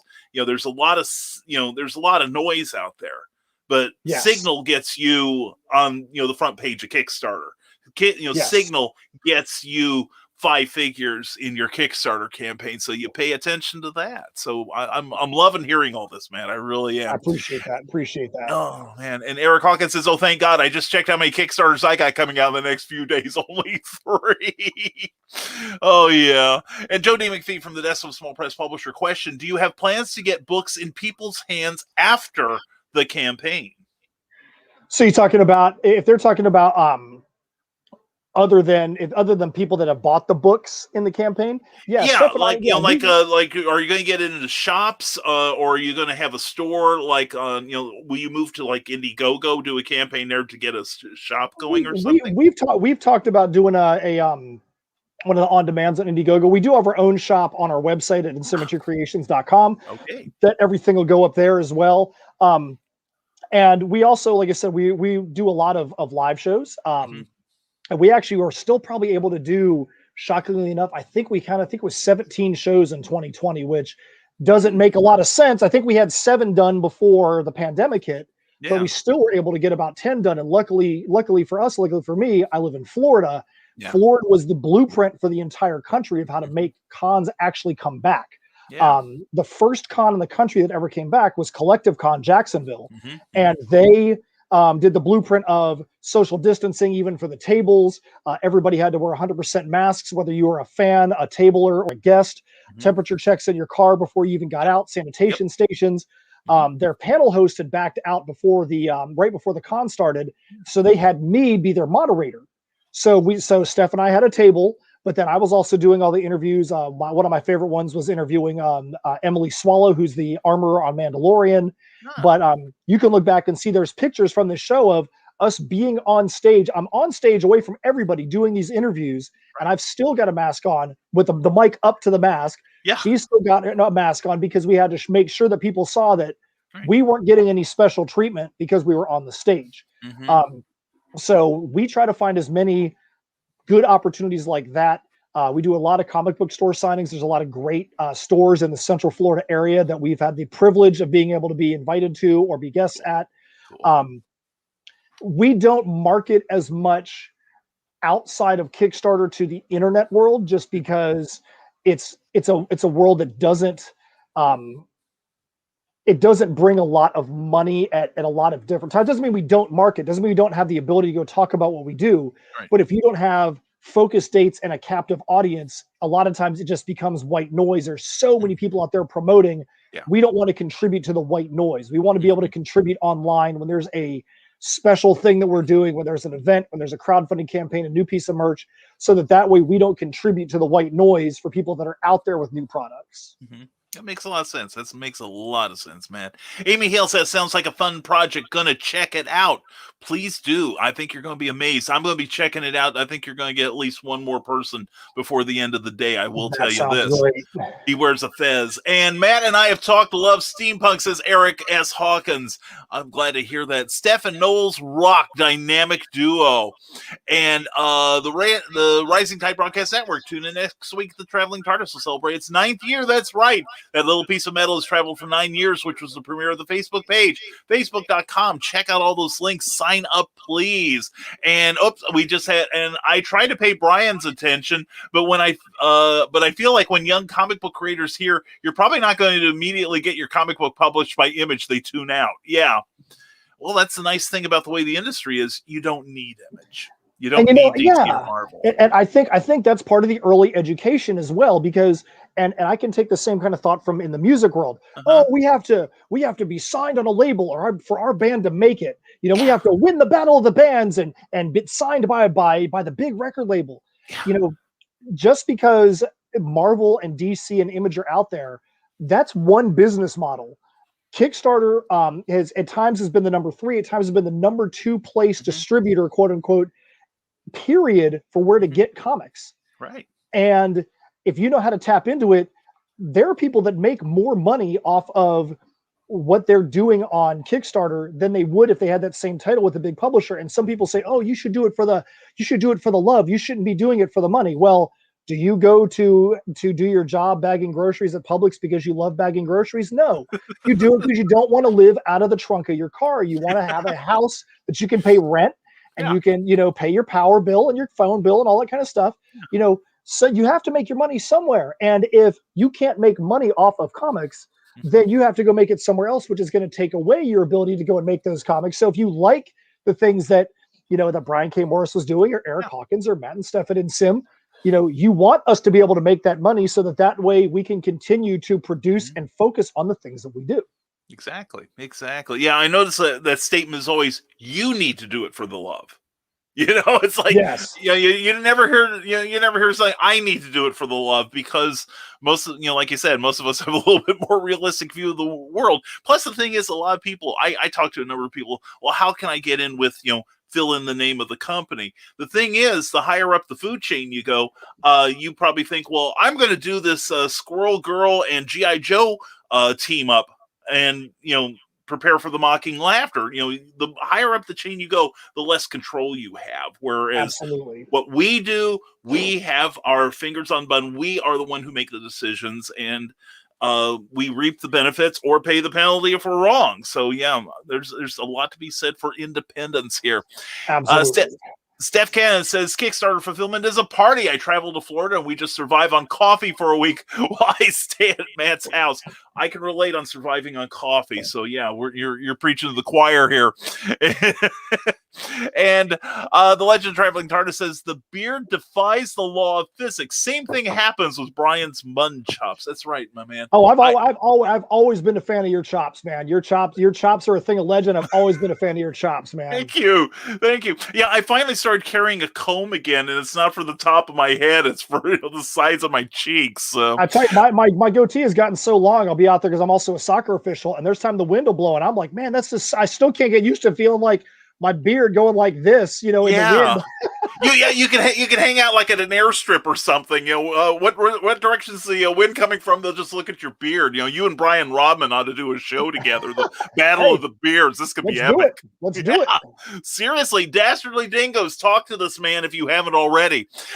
Eric Hawkins, does Madeline also do the Boston Metaphysical Society book? Yes. So Madeline is one of the preeminent writers in the steampunk world, with prose and with comics. So Eric, she's definitely right there in our wheelhouse when it comes to steampunk.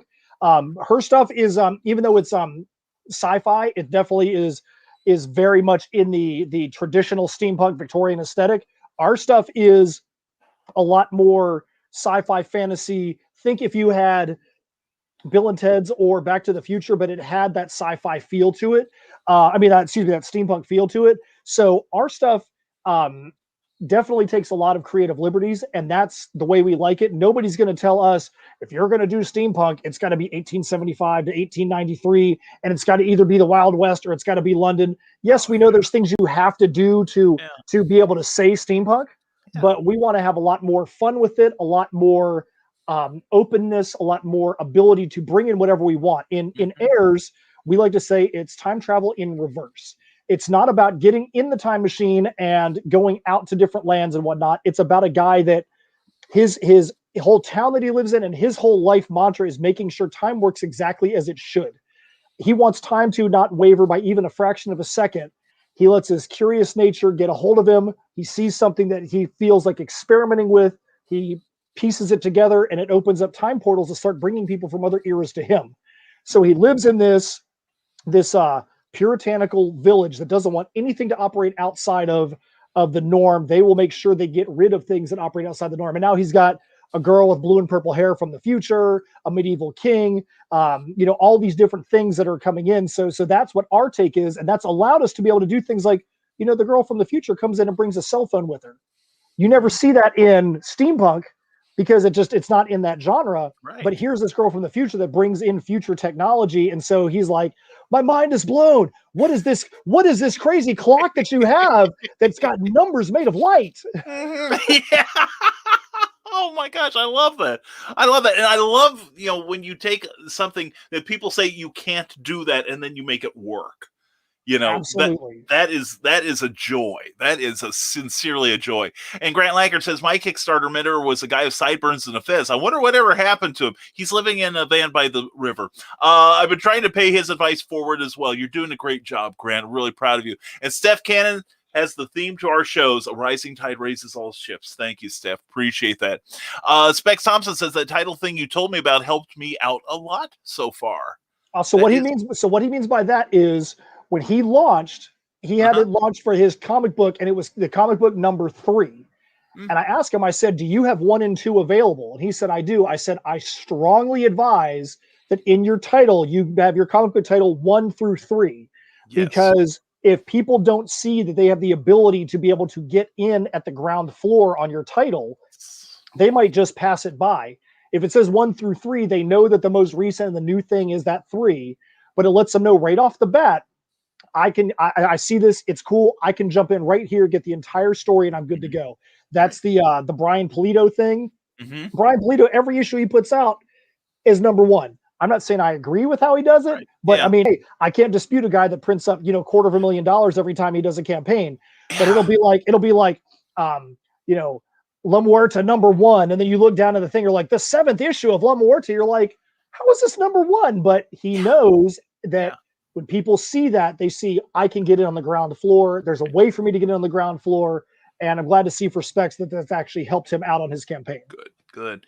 Yeah, and also the fact that Brian Pulido's been doing it for how long? Yeah. How many decades now? So longer than some of the people on Kickstarter have been alive. Exactly. So, he's had time to build up his platform. He's had time to figure out what does and doesn't work for him. So, definitely. And Bristolian Dave says, all right, me babbers, good to see you here. And Comics Talk with Pops Van Zandt. Scream Punk. Yes. This is one of my favorite series, he says. And preach, Brian, preach. Amen, brother. We got this. And top billing is in the chat, says Pops Van Zandt. And good morning to Cindy Cat, CKOEPP.com. Check her out. Check out Animal Eye. She is $15 from crossing the 2K mark on her Animal Eye #1 all ages comic book. Please give that comic some love. And we've got Steam Nazis there from me. Thank you very much. Appreciate that, Cindy. And Eric says, I thought that was the same Madeline. I have read the Boston Society book. I really enjoyed it. Very cool, very cool. And Cindy, we're going to rush through your plugs here, bring the power strip because we got plugs. And the original Skyman, definitely check that out. And Coy Wolf from Amanda Tockard. And Big Stompy Robots from Nick Tockard. Please check it out. Roll Cruz, the artist on Animal Eye, also has a portfolio. Please check it out. And she will be at the Cedar Rapids Comic Book and Toy Convention May 16, 2021. She will be carrying books, dragons, Martians, and birds. Check her out at you can check out all the shows at QuadCityCon.com. And Dastardly Dingoes, one of our favorite podcasts, and you gotta get this guy on my left here on your show here. And Cindy, yeah, seriously, you'll have a blast, Matt. You really will. And I'm inexplicably caught up with the comments here. So anyway, we'll just talk you and me. Anyway, let's do it. Yeah, let's do this thing. No, seriously. Between the latest campaign and now, what would you say is probably the biggest thing you've learned that is to the positive? So I would say that when you have a campaign, the thing we've learned is that you have to be willing to every day when you get up, think about, one, what can I do today that is going to be the most I can do to help promote this campaign? Mm-hmm. And every day it's probably going to be different. And you have to be ready and willing to see what the lay of the land is out there, see where it takes you, and not get stuck in, well, I did this the last campaign and it worked. Because you know what? If you did it the last campaign and it worked, other people are going to take notice. They're going to do the same thing. And the more people doing something, there becomes a point of critical mass, and then it becomes white noise. You have to figure out the next thing you're going to do. Always be looking for the next way to promote your book. And that's every day, Steph and I are like, what are the things we need to get done today to make sure that when we go to bed tonight, we can say we did everything we could. And some days you could do everything you could and you don't get a single new backer, or you might get one backer. You can't take that personally. You have to know that at some point the hard work that you put in is going to pay off. I'll tell you a quick little story that you might find interesting. We have the Walter Osley Garbage Pail Kids homage covers that he did. I'm a big Garbage Pail Kids fan, huge Garbage Pail Kids fan. Yeah. We did 2 characters from Tales from Nocturnia during our last campaign, and we did 1 character for heirs for this campaign.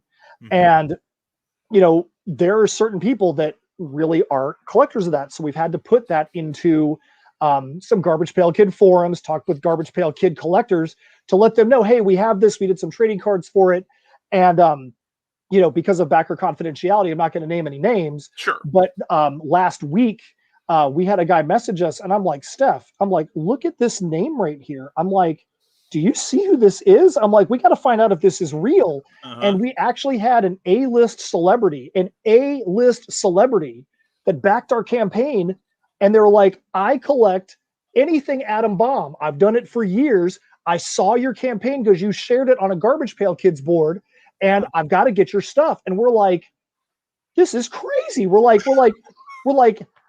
I'm like, this is nuts. I'm like, you know, and so don't get discouraged. Know that, you know, some of the stuff you do from a promotion standpoint is not going to pay off, but you don't know what is going to pay off. You just have to be out there, not creating white noise. You have to be out there making sure you're putting out valuable content, doing shows like this with you, making sure you're putting up posts that have got meat to them, not just link dumps, and just let the cards fall as they may. Yeah, exactly. And I think one of the more important things is, you know, one of the things I want to do is I want people to get to know you, you know, and, you know, not, you know, I tell people I don't care that you have something to sell. I care that you have something to say, you know, and I love your campaign. I love what you're doing here, and you are awesome. And I'm just so glad we can finally get together on a show. I know here. it's been a while. I know we talked about it even back. I mean, because we've done Kickstarter since April of 19, and we've just been on opposite planes, but it's all right. We're here now. We are here now. We're going to make sure we stay here. You're trapped here, the Nevermorians. And speaking of trapped, you want to trap a Nazi vampire? Go to John B. Pica on Amazon. And The Legend of Traveling TARDIS, you want to check that out every Tuesday at 6 p.m. And a new book from Amy Hale, Neuroses, a brand new psychological thriller. Please check it out. Also with the new book is Michaela Jade. Check out her Warriors trilogy there, as well as poetry from Teresa Dunn, also on Amazon. And Pops Van Zandt launching all kinds of great campaigns on his Comics Talk show with CromCon 14 coming up. And if you want to learn how to murder each other safely, check out Nick Talkert every Friday night at 8 p.m. on the Historical Fencing Guild on YouTube. And Nerd Culture from Ryan Permison, always welcome here. And also don't forget CKOEPP.com. Check out her, also check out her Animal Eye #1 issue, all family, all ages reading. It is good stuff. I've read it, and she will be on Clever Title Pending this coming Tuesday. Bristolian Dave said crowdfunding is 90% promotion. You can have the best book in the world, but if you don't promote it well, it won't matter. That's true. And probably if you're like me and a lot of the people that are on the comments right now, you probably find that a lot of your time is spent promoting your work more than creating. You know, absolutely. I mean, if you are a one-stop shop, you know, where you're somebody that's doing the promotion, doing the graphics, I do the lettering, you know, Steph and I, we find ourselves, there's times where we're like, wow, we literally haven't written anything in who knows how long. Right now, a lot of our time is spent with how can we be creative when we're writing posts to promote. So our writing is writing about our writing. Yeah. Oh, I get it. But the way that we counteract that is, you know, we live on Google Docs and Google Sheets. We've got all of our story ideas. We have some ideas up there that we captured years ago that have just never developed anything, but they're there. So if we want to use them, we can just go and build on them. The Perilous Prospects, which is the heirs, the next arc. I've had notes for that since literally before Steph and I met. And one of the really cool things about this was with the original heirs arc, I wouldn't divulge to anyone what was going to happen in it until I was ready to share the whole chapter. That way Steph could still have her fan, her fan odometer hit. And even though she was involved in the project, she could be like, okay, I see where you're going. Now we can kind of take it from there. With this one, I was like, I've got all these ideas, all these things have to happen. Now let's work on it together. And that's been something that's been really fun, is that we could take all these notes I had already captured over the past few years, and she is an integral part in making sure that we present it in a way that's going to be fun for the reader. The one of the things that we found interesting, and one of the things I've had to learn, is that presentation of a story could be completely different depending on the medium that you use. So if it's a prose book, you're going to write it one way. If it's something that's, say, webtoons, and you've got a weekly episodic thing coming out, you might present it another way. If it is a TV show that you're seeing weekly, it might be different.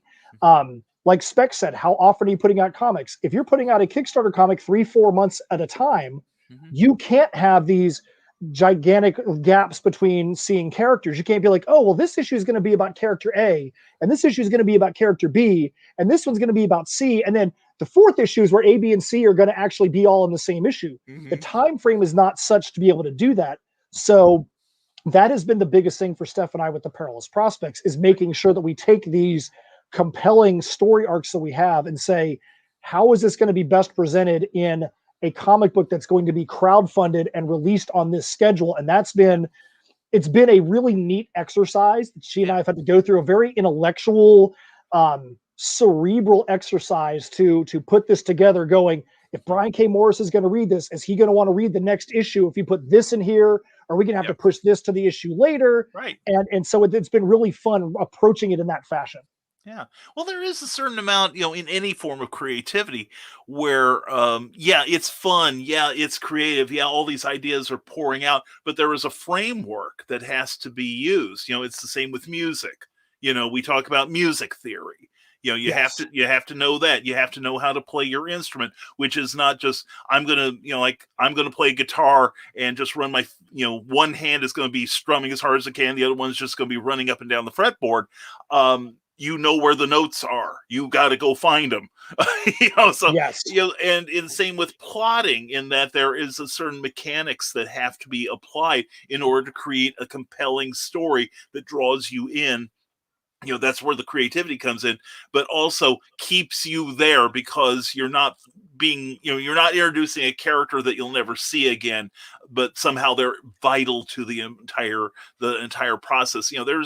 It's basically getting your left and right sides of your brain to talk to each other and play nice. And it's good that you've got someone like Steph, who, we all need someone we can bounce ideas off of, that are willing to also say, that's not the best way to do this. Absolutely. So, and I always like to say that when I write, I like to write backwards, meaning you're going to have your initial concept, but then you also need to know what your conclusion is, where you're going to go. Right. Because if you don't know where you're ultimately going to go, then everything in the middle is just kind of, like walking around in a dark closet.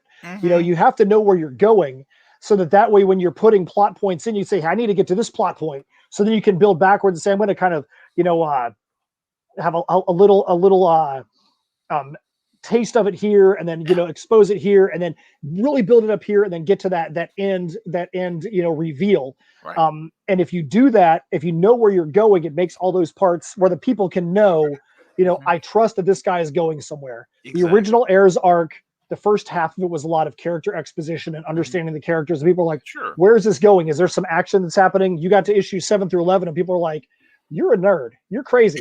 Where did you go with this? This is nuts. I did not expect this is where the book was going. Now, we're not going to do that again, because, like I said, back then I was releasing an issue every 2 months. Right. We are definitely going to be jumping into the Perilous Prospects with a lot of action, people that are backing Nightmare Scenario. Good. This is a wacky adventure. This is something that, when you see, the album is Heirs versus Nocturnia. The comic is Heirs of Isildur, Nightmare Scenario. But Tales from Nocturnia is a spin-off from Heirs. So there's a possibility you might see some characters in this in a way that actually makes sense. We'll just have to see. Mm-hmm. Well, and you mentioned plotting backwards. The great crime writer and former comic book writer Mickey Spillane did that with his stories. That he knew who the killer was, he knew how it was done, and he knew the clues that had to be planted. It was just a matter of making sure Mike Hammer or whoever, picked him up like that. So very good. And, you know, I like hearing this. I like hearing that you've got this under control like that. Absolutely. And Cindy Cap also mentions desk from the desk of a small press publisher. Joe is brave enough to let me visit this Saturday. Probably the best time you both will have. It's a great show. Check them out at 10 p.m. Saturday nights from the desk of a small press publisher on Facebook. And Steph Cannon, it feels like all we do is promote. Yeah. Well, you know, I always say, you know, like when you have a 9 to 5, you don't enjoy every minute of it. There's stuff you have to do. If you work at McDonald's, you got to clean the grills. You got to clean the shake machine. You know, if you work in an office, you know, you've got to do the correspondence and everything. It can be more fun than others. But, you know, like Matt was saying, there's a whole lot of competition out there for your entertainment dollar. And so you've got to do something to rise above the competition, and it's, you know, be innovative, but also let people know that you are doing this great stuff and be an example for others. And Christian Illusionist, Jake Lindsay, good to see you here, sir. That's the beauty of video and comic shows. The picture you get with people are good advertising because they're like, who's that person with you? And then they find out you write comics, then they're hooked into buying. Exactly right.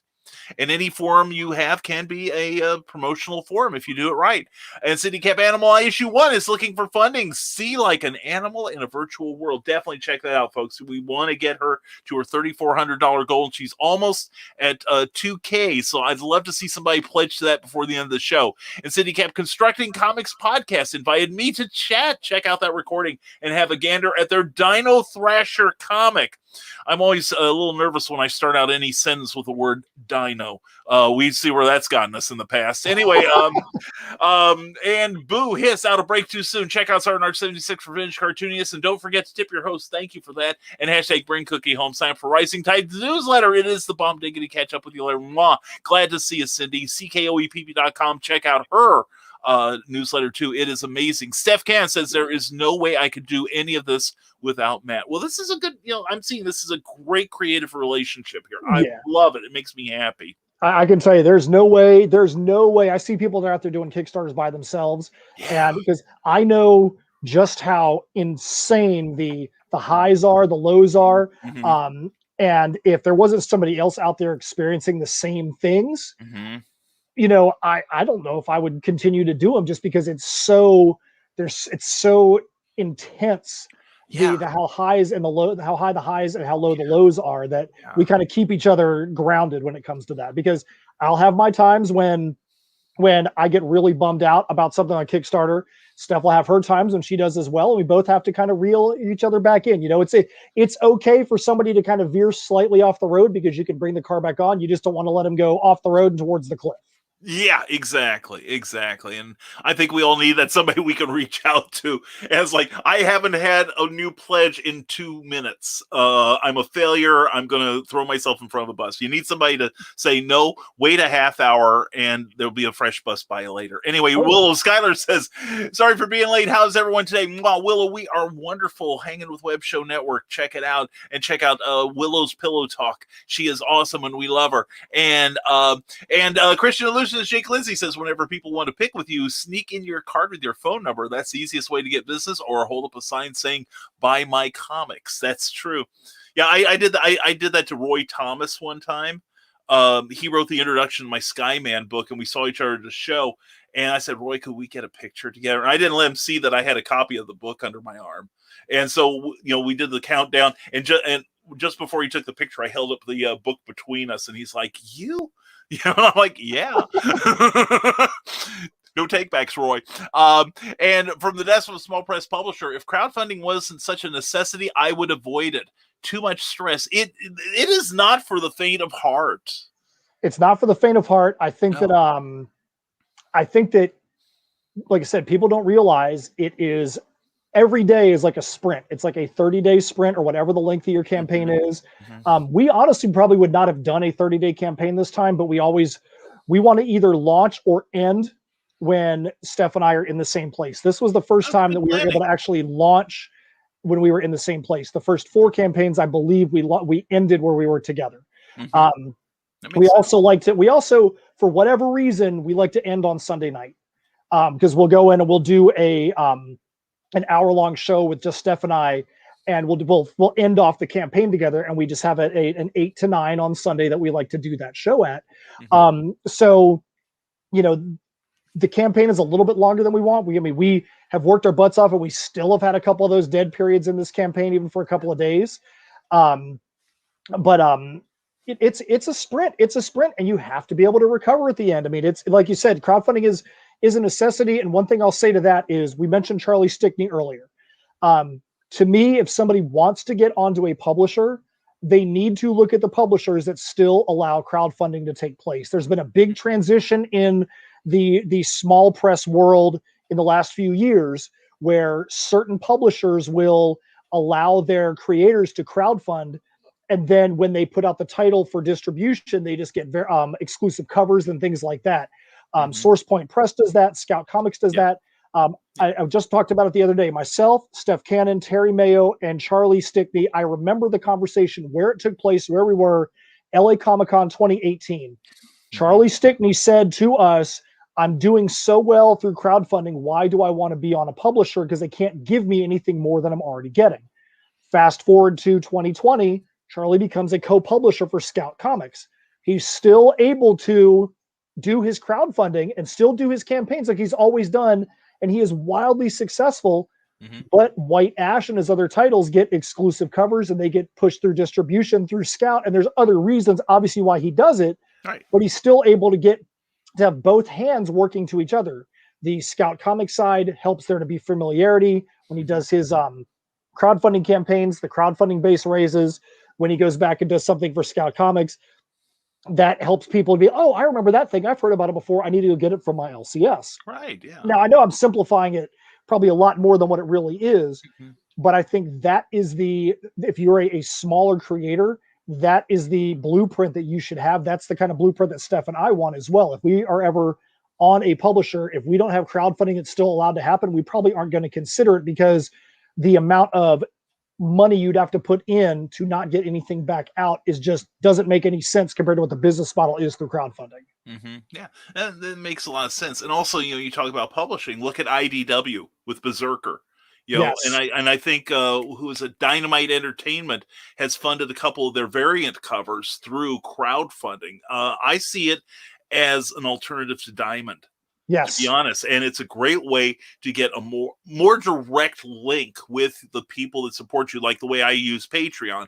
These people, I give them the attention because they have a direct link to me. They were giving me money every month.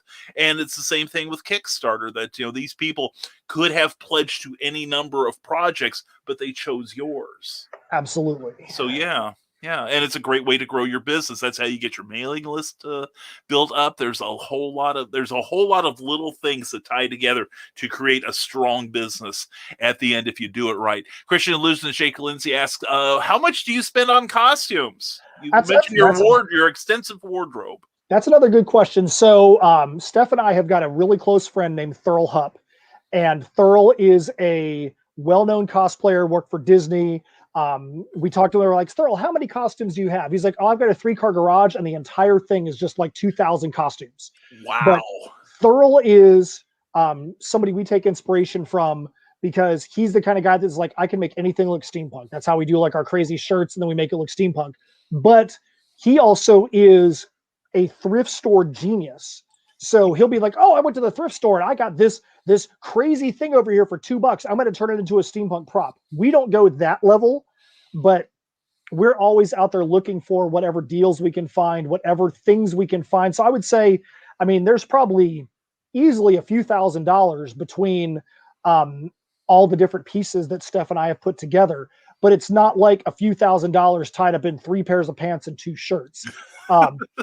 No problem with buying stuff off of Amazon, assembling things, getting, $10 goggles and, $40, $50 top hats. There are some things we've spent some money on because, some things you just can't get, for less. We do have some leather work that we even offer on the campaign. We work with a company called GB Leatherworks. And they have created some incredible things for us as well. We have gloves that we wear at shows that they made, that every single finger is like bolted onto the gloves. You can't get those things from, off of Amazon. I actually probably have one of them right here, to be honest. but I'll put it on while we're talking. Yeah, But well, I would say I'll give you the screen on that. I would say probably a few $1,000s is what we've spent on our costumes over time. But it's not all like one thing. It's just we might go up and have a wild hair and be like, hey, let's go get you a new pair of pants today, Steph, and we'll find another shirt for me, or I need to get a new color top hat or something like that, just so that way we can find ways to bring the wardrobe into more twinning. If I get a different color top hat, that might be able to I can match with your pants that you got a couple months ago. So here's one of the gloves from GB Leatherworks. So nice. So as you can see, they've bolted on each finger. So each finger's bolted on. And one of the things that we did, they've actually got different clasp colors on here. We've actually worn these at shows, and Steph, I think, has got a different color bolt on hers.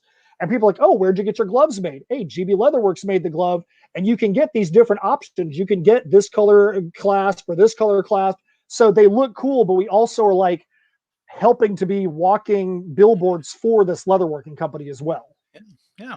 That's excellent. And that's another way how synergy can work, and cross-promoting other people and thinking outside the box. Steph Cannon says, we think outside the box with our outfits. We like to mix and match wild and crazy with steampunk. I love it. Willow Schuyler says, sounds like someone I need to go thrifting with. And thrift stores are great for steampunk outfits. That is true. That is true.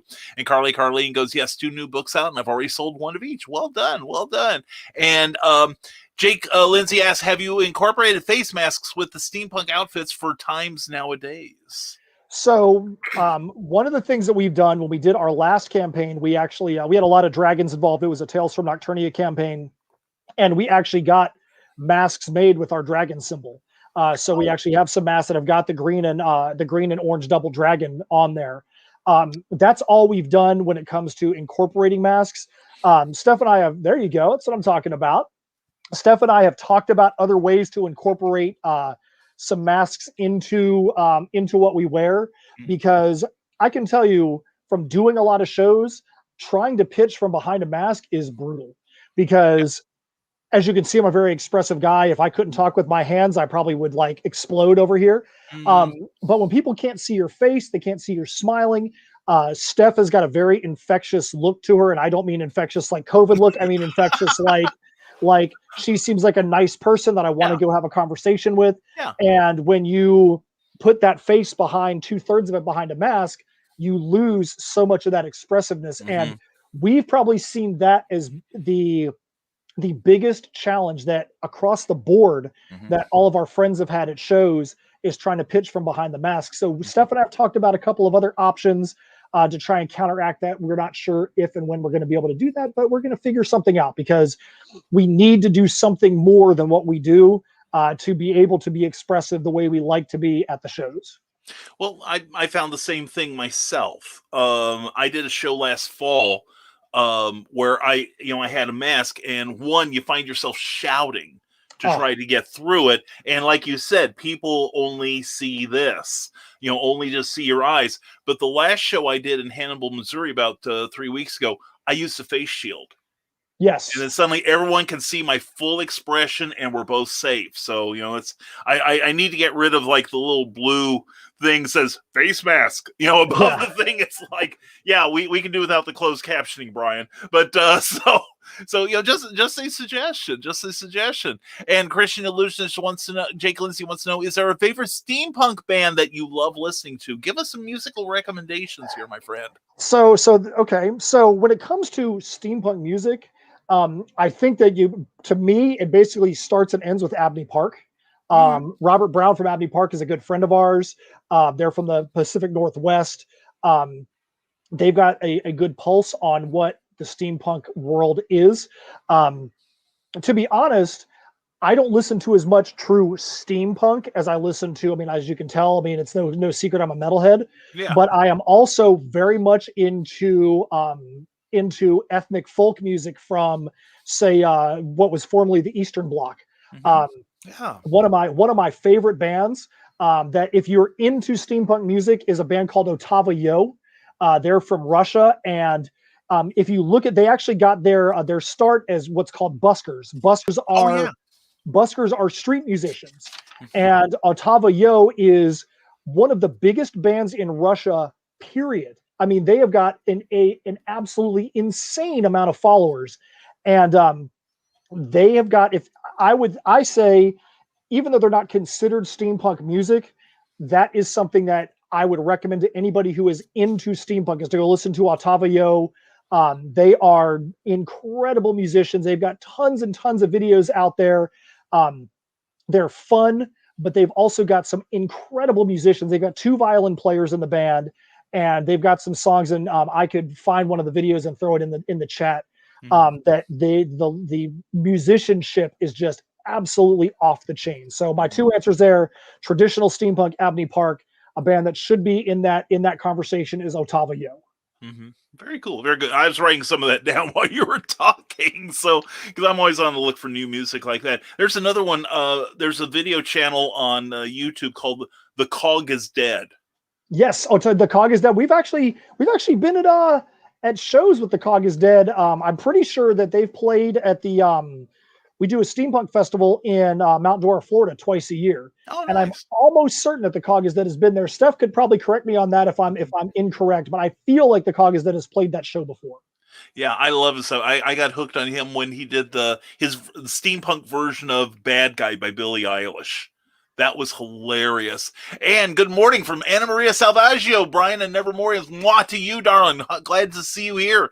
And yes, thrifting and upcycling is life. Hubby and I were just talking about masks built into cosplay there. See, we're solving a problem and being stylish. Willow Schuyler says perhaps you can get a voice enhancer, a microphone with a speaker box. That is a thought. That is a thought. And Abney Park is awesome. I have their tabletop RPGs. We listen to a lot of Scandinavian, other ethnicities. Professor Elemental beats Antique. And Steph Cannon Cog is Dead plays at Renegers. Yes. Okay. Oh, excellent. And yep, from Florida, not far from Mount Dora. And then Jake Lindsay has one more question here. And then we've gotten a little bit more than an hour out of Matt here. So we're going to let him have his day back soon. But anyway, hey, Christian. I'm fine. Whatever you want to do, we're good. All right. Just want to make sure. I'm mindful of your time because I care. Anyway, Christian Lucis, Jake, you, sir. Christian Lucis, Jake Lindsay asks, if you could be in any time period, where would you travel and why? So is this to live there permanently or to, so if it was to live there permanently, I would want to be in, in sometime in the future, because I like technology and I like being able to see how technology has helped our lives to be easier than it is. I mean, if you go back even 10 years ago, we couldn't even be doing what we're doing right now. Exactly. You go back to 20 years ago and cell phones were not as prevalent as they are right now. Steph and I wouldn't be able to have the business that we have right now if we were, in the 1990s. It just wouldn't be possible. I like seeing where technology takes things. I would love to be able to see medieval times and when castles were actually used and go back and see how different that world actually was than how we romanticize it nowadays. Yeah. These people are like, oh, I have to go to this kingdom. It's so far off. And you're like, dude, it's 4 miles away. You could get there in 2 minutes if you were driving. I would love to be able to see when castles were in full swing, but that's what I would say. That's a good answer. We have to remember going back in the past, that we see like Arthurian times and we think it's all Julie Andrews and Richard Burton on Camelot. But, this is a time when people were throwing their poop out their second story windows. So, the thing is the past did not smell as good as we'd like it to. And this wonderful guy, Matt Knowles, has been sharing some YouTube goodness with us. So what that is, that's a couple of those Otavio videos. I shared two of the songs on there that are two of their biggest songs. Really incredible. I advise anybody that wants good steampunk music to go listen to those. They are just really, really good and very fun videos as well. And there's a second link from Matt there. Thank you. Appreciate you sharing that, sir. And Pauper Knight, glad to see you here. Like what with the Stormtroopers using the 501st. Yeah, that's true. That would be good. That would be good. And yes, says Anna Maria Salvaggio, Renegers, miss it. And 3D printing. Yeah, that's true. That would be a good way to make some good stuff too, and some face masks and such. And Anna Maria Salvaggio, Strand on a Desert Island. One book can be a series. I'm Not Cruel, and 1, 2, Me, a Knife, and the Foxfire series. What's your Desert Island book, Matt? Whew, a Desert Island book. I would probably, it would have to be a book that's got a lot to it, like the Bible that's got a zillion chapters, so I wouldn't get bored reading the same thing. Maybe Skyman Battles the Master of Steam. My personal recommendation. Yeah. I would want something that has got if it's series, it's got to have a series that's got a gazillion issues, just so that way I'm not bored. And I know this is going to sound weird. She says one tool. I think for me, it would have to be a freaking tarp, because if I had to sit out there and get sunburned and be in the sun all day, I'd lose my freaking mind. I know that that's not the tool that you really need, but maybe it's a knife to be able to cut down trees so I can make myself a shelter. But I definitely have to have some shade, because even though I live in Florida, man, I'm not down to having the sun beating down on me all day. Bump that nonsense. Yeah, exactly. Yeah, our Northern European roots show very easily during sunlight. And I run the Kentucky Browncoats, so that one's easy. Firefly, Matt should come join us as Anna Maria Salvaggio. Yeah, we should. Hey, absolutely. Hey, if you guys have any kind of festivals, any kind of events that you do up there, Steph and I are always looking to get out of our normal zones. Obviously, all the shows we've done recently have been in Florida, but last year we had shows in 5 states that got canceled because of COVID. We were supposed to be in 5 different places that all got canceled. We want to find more places to be able to get out to. We've, like I said, I do panel hosting. I've done moderation for shows. I'm still an active PA announcer. I do PA announcing for minor league soccer. So I've got a lot of different things like that we can bring to the table. So if you've got a steampunk show that you would like to see us at, PM us, let us know, and we'll see if we can find a way to get out there and make it happen. There we go. John B. Pike, glad to have you here. Sorry I haven't been around. Work has been kicking my butt. You tell it to stop being mean to you.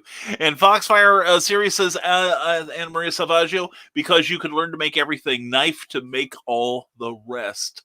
That makes a lot of sense. My tool would be a TARDIS. I want the hell off of there. Anyway, and Jake Lindsay, one more question from you, and then that'll be it. And is there a steampunk movie that you love watching? To be honest, I know that some people in this steampunk community poop on this movie, but I think that because Wild Wild West, the remake with Will Smith, was such a big budget movie that I really like it. I love the creativity, the whimsy, the contraptions. To me, you have to have some kind of contraptions and things like that for it to really feel steampunk. And they do so much with that in that movie that I really like it. And as a side note, Bai Ling, who was in that movie, I just got to interview her at the last Collective Con. So it's neat when you're like, you get to interview people that are in some of these big things that you love. Very cool indeed. Anna Maria Salvaggio says, I have honorary members in as far as Sweden and even Guam, so hit me up. I grew in and near Winter Park cons. You could do the Imaginariums virtual event in July. I'm a sponsor, would love to see you there, and I will be there physically as along with Brian Rodman. So it would definitely be cool to have you there. And Willow Schuyler says, I'll send you a link to my friend's online steampunk event next month, Steampunk in the Clouds. And Wild Wild West was fun. The movie was great, and I grew up on the original series. So did I. I'm a big fan of Jim West and all those guys. Those were great. And now we are caught up with the comments. And Matt, this has been a joy. This has been a total joy to have you on here, man. Absolutely. So hey, we are now at 97.75 on our campaign. We are only $225 away from hitting that 5 digits, which is a huge accomplishment. We are striking distance from the best dollar amount campaign that we've ever had, which was our last campaign. We got to 10,540. So obviously that's where we'd like to go. Steph and I have got a few more stretch goals that are out there for everyone. One of the things that we like to make sure people understand is that even if you were one of the very first backers, we value you just as much as the people who are trying to get into the campaign now. Every time there's a stretch goal, we're giving back to you in some way, shape, or form. It could be an unlocked tier. It could be a trading card. We've already done 4 different trading cards, all holofoil trading cards that are going to be, even if you're in an entry level. I just backed the original cover A for the campaign. You've got a Malfunctioning Michael, Garbage Pail Kids trading card. You have 2 pieces of the album cover that turn into one. They're two. Each half of the album cover has its own trading card that you'll get. We have a trading card that we did that's a mashup with the campaign for the Surgeon, which actually ends in just a couple of hours, where one of their characters and our character Merc, who's the one with the blue and the purple hair, are on a trading card done by Michael Watson. Ooh, nice. That you can get as well. There's a half a dozen PDFs from other people. If you buy a tier, if you pledge for a tier that's 59 or more, you're going to be able to get a glow-in-the-dark guitar pick. We have the cover that's in there for Corey, which is the tribute cover, cover E. If you were to pledge to get that cover, a portion of the proceeds from that cover are going to be donated back or contributed back to Corey's surviving kids that are 2 and 8. We also are doing a card for anybody that backs that cover. We're going to create a card, and Steph and I are going to handwrite each one of your names and give that back to the family, so the family has that memento and that keepsake, so that when the kids are growing up, they can look back and say, man, these people that we didn't even know, that my dad didn't even know, wanted to make sure we had this thing to show that they were supporting our family in this time of terrible tragedy. Oh, that's fantastic, man. It's definitely rising tide, definitely paying it forward, man. I love that so much. That is fantastic. Couple more comments. Luke Stone Studios, good to see you this morning. Good morning, Nevermorians. Glad to have you here, Luke. Also, check out Hybrids and Sons of Gods #7, currently funding on Indiegogo. And Anna Maria Savaggio goes, great to meet you, Matt. We'll check out the campaign. Love you, Brian. Good to see you. Mwah. Glad to have you here. I'm loving that vinyl, she continues, is so prevalent in some of the new campaigns. I'm a super backer. Kickstarter was my vice during lockdown. Well, check out what we've got here at this address here. Thank you, Steph Cannon, for that. Check it out, Anna Maria. I think there's going to be some stuff you'll definitely love here. And what we love here is having Matt on. And like I said, we got to get you on Clever Title pending one of these nights, brother. Absolutely. Steph and I can't wait to get on the show. Like I said, we'll do it later on the summer, and absolutely would love to do it. And if you're somebody that wants to hear some of our music, because our music is not steampunk, it is definitely metal. There is a video down in the campaign where it's the first single. We've got an incredible violin player named Andrew Polo that did a guest spot on there for us, and he completely just rips it up on the song for us. If you look at the campaign video has got pieces of 2 different songs. It's got a piece of that song, but then also a piece of the song Nightmare Scenario, which is more soundtrack oriented. No vocals, no guitars. It's more like what you'd get out of 2 Steps from Hell, or what you'd hear as a movie soundtrack. That is going to be a full song on the album as well. So there's going to be something for you, whether you are somebody that's into the heavier stuff or somebody that's into the more ethereal, epic kind of soundtrack stuff. Nice. And Pauper Knight, good to have you here. Some of the miniatures I have now are crazy detailed compared to some of the original Paladin I have from Grenadier miniatures from the early 80s. See, the technology is making everything better, just like print on demand and the low print run, like on records and books and comics, is democratizing the system here so that more people can get into the creative field. And so, Matt Knowles, I'm going to give you the whole screen. I'm going to shine the spotlight on you, brother. Tell everyone how they can keep up with you and your amazing adventures, sir. All right. So right now, the easiest way to keep up with us for the next 4 days is to go to the link that is in my name right there, tinyurl.com/heirs versus TFN. That's the way to go and check out the campaign that we have going on. That's the way to get our updates. We like to make sure that we update previous campaigns. So if you're somebody that even back to Tales from Nocturnia 1, we're still going to send some updates that from time to time to let you know what's going on. Once the campaign is done, or if you want to go follow our social media, you could go to /InSym, INSYM on Facebook. You can go to @InSymCreations on Twitter. You can go to InSymmetry Creations on Instagram, or you can go to www.insymmetrycreations.com for our website. That is where you're going to be able to get the basic link to everything that Steph and I are doing, whether it is a in-person appearance, whether it's something for Tales from Nocturnia, something from Heirs of Isildur, some of the anthology work that we do. Steph also does some movie review writing for creepykingdom.com. There's some links to that up there. We have a lot of anthologies and short stories that we've been a part of as well. There's links to all that. We have 4 different music videos, 3 from the first album, 1 from this album, that are all linked up there as well. So the best way to get a hold of us is what we just said. We'll make sure that we throw all those links into the comments as well, so that way you can keep up with us. But first and foremost, we want to see each and every one of you guys go check out our campaign. If you have any questions about what's up there, like we said, we know we have a ton of different tiers that are up there. But we do that so that people that are new fans, that are people that want to really get into what we're about, have an opportunity to pick up everything. You may want to get the digitals. You may be across the pond and you're like, I don't want to pay $37 in shipping. We've got digital catch-up tiers that have got both albums, all of the trade paperbacks, got this issue. We've got physical tiers. We've got a lot of our support merch. We have things like this right here, which is, we've even minted up coins for Nocturnia. We have a lot of different things. We have glow in the dark jacket patches. We try to get everything we've ever done up on every campaign so that you've got the best opportunity to find the thing that you want. Anna Maria Salvega says she moved from Ocala. What in the world? Anna, tell me where you lived in Ocala. Where were you at in Ocala? That's crazy that you lived where I live. I actually live just about a mile off of the interstate. So that's wild. But yes, like I said, we really would love you guys to go check out the campaign. Steph and I are super excited about being able to tell this part of the story. If you're somebody that has never seen heirs before, we don't want you to feel like you're like, oh my gosh, to understand what's happening, I've got to go read this trade paperback of heirs or trade paperback of Nocturnia. We're constructing this story in a way that you can read it as a one-shot, enjoy the story. We're putting a prologue at the front.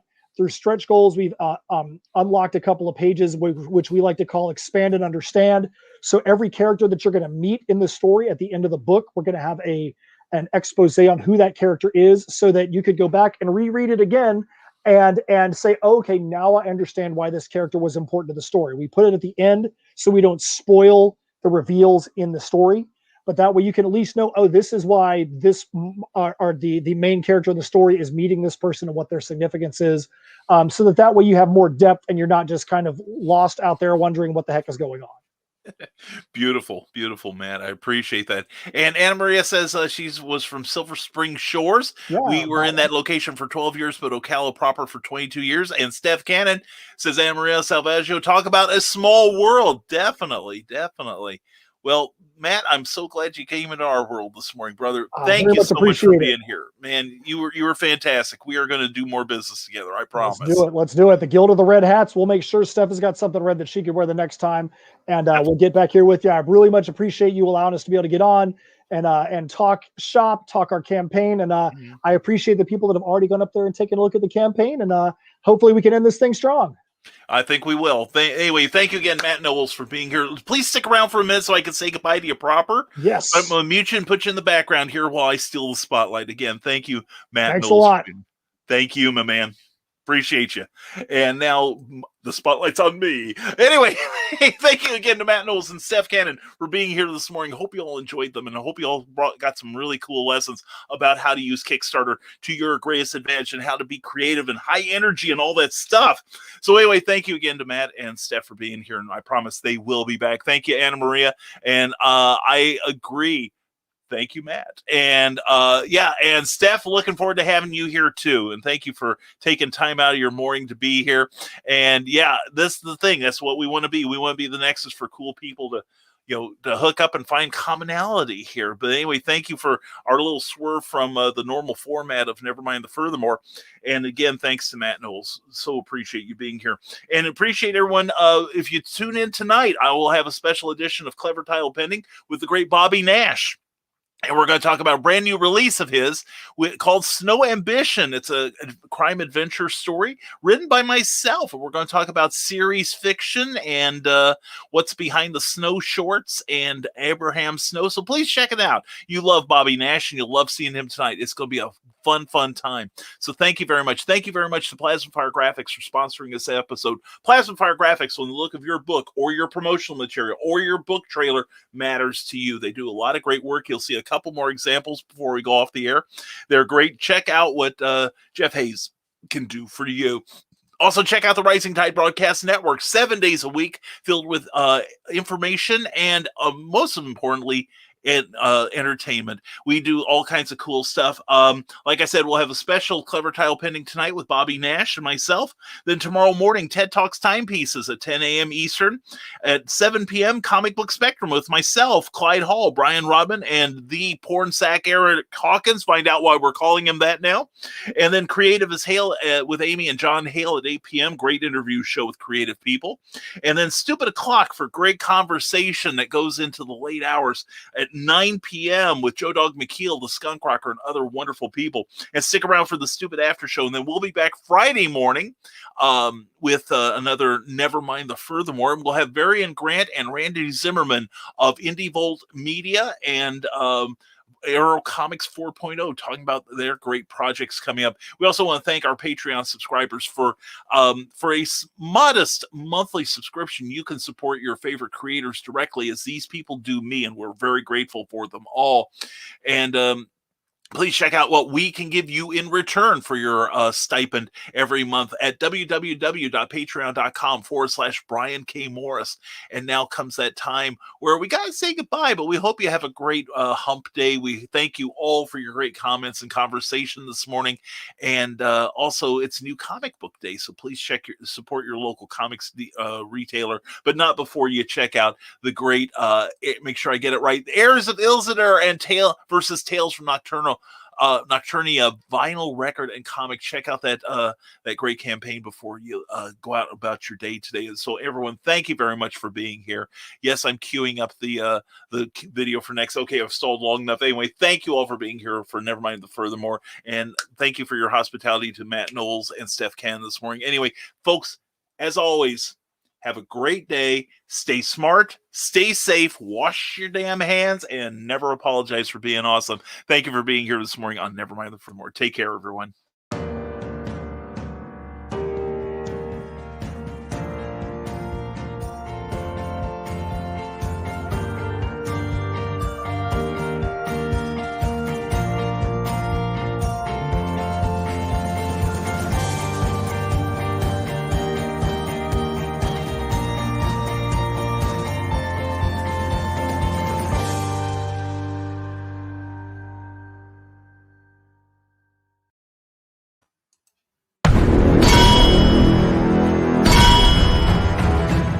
From author Brian K. Morris comes an epic tale of armor forged by a god, a hero forged by courage, and an ancient menace poised to re-emerge and threaten our world. Volcana, Rebirth of the Champion, is available on Amazon.com. Get your copy today.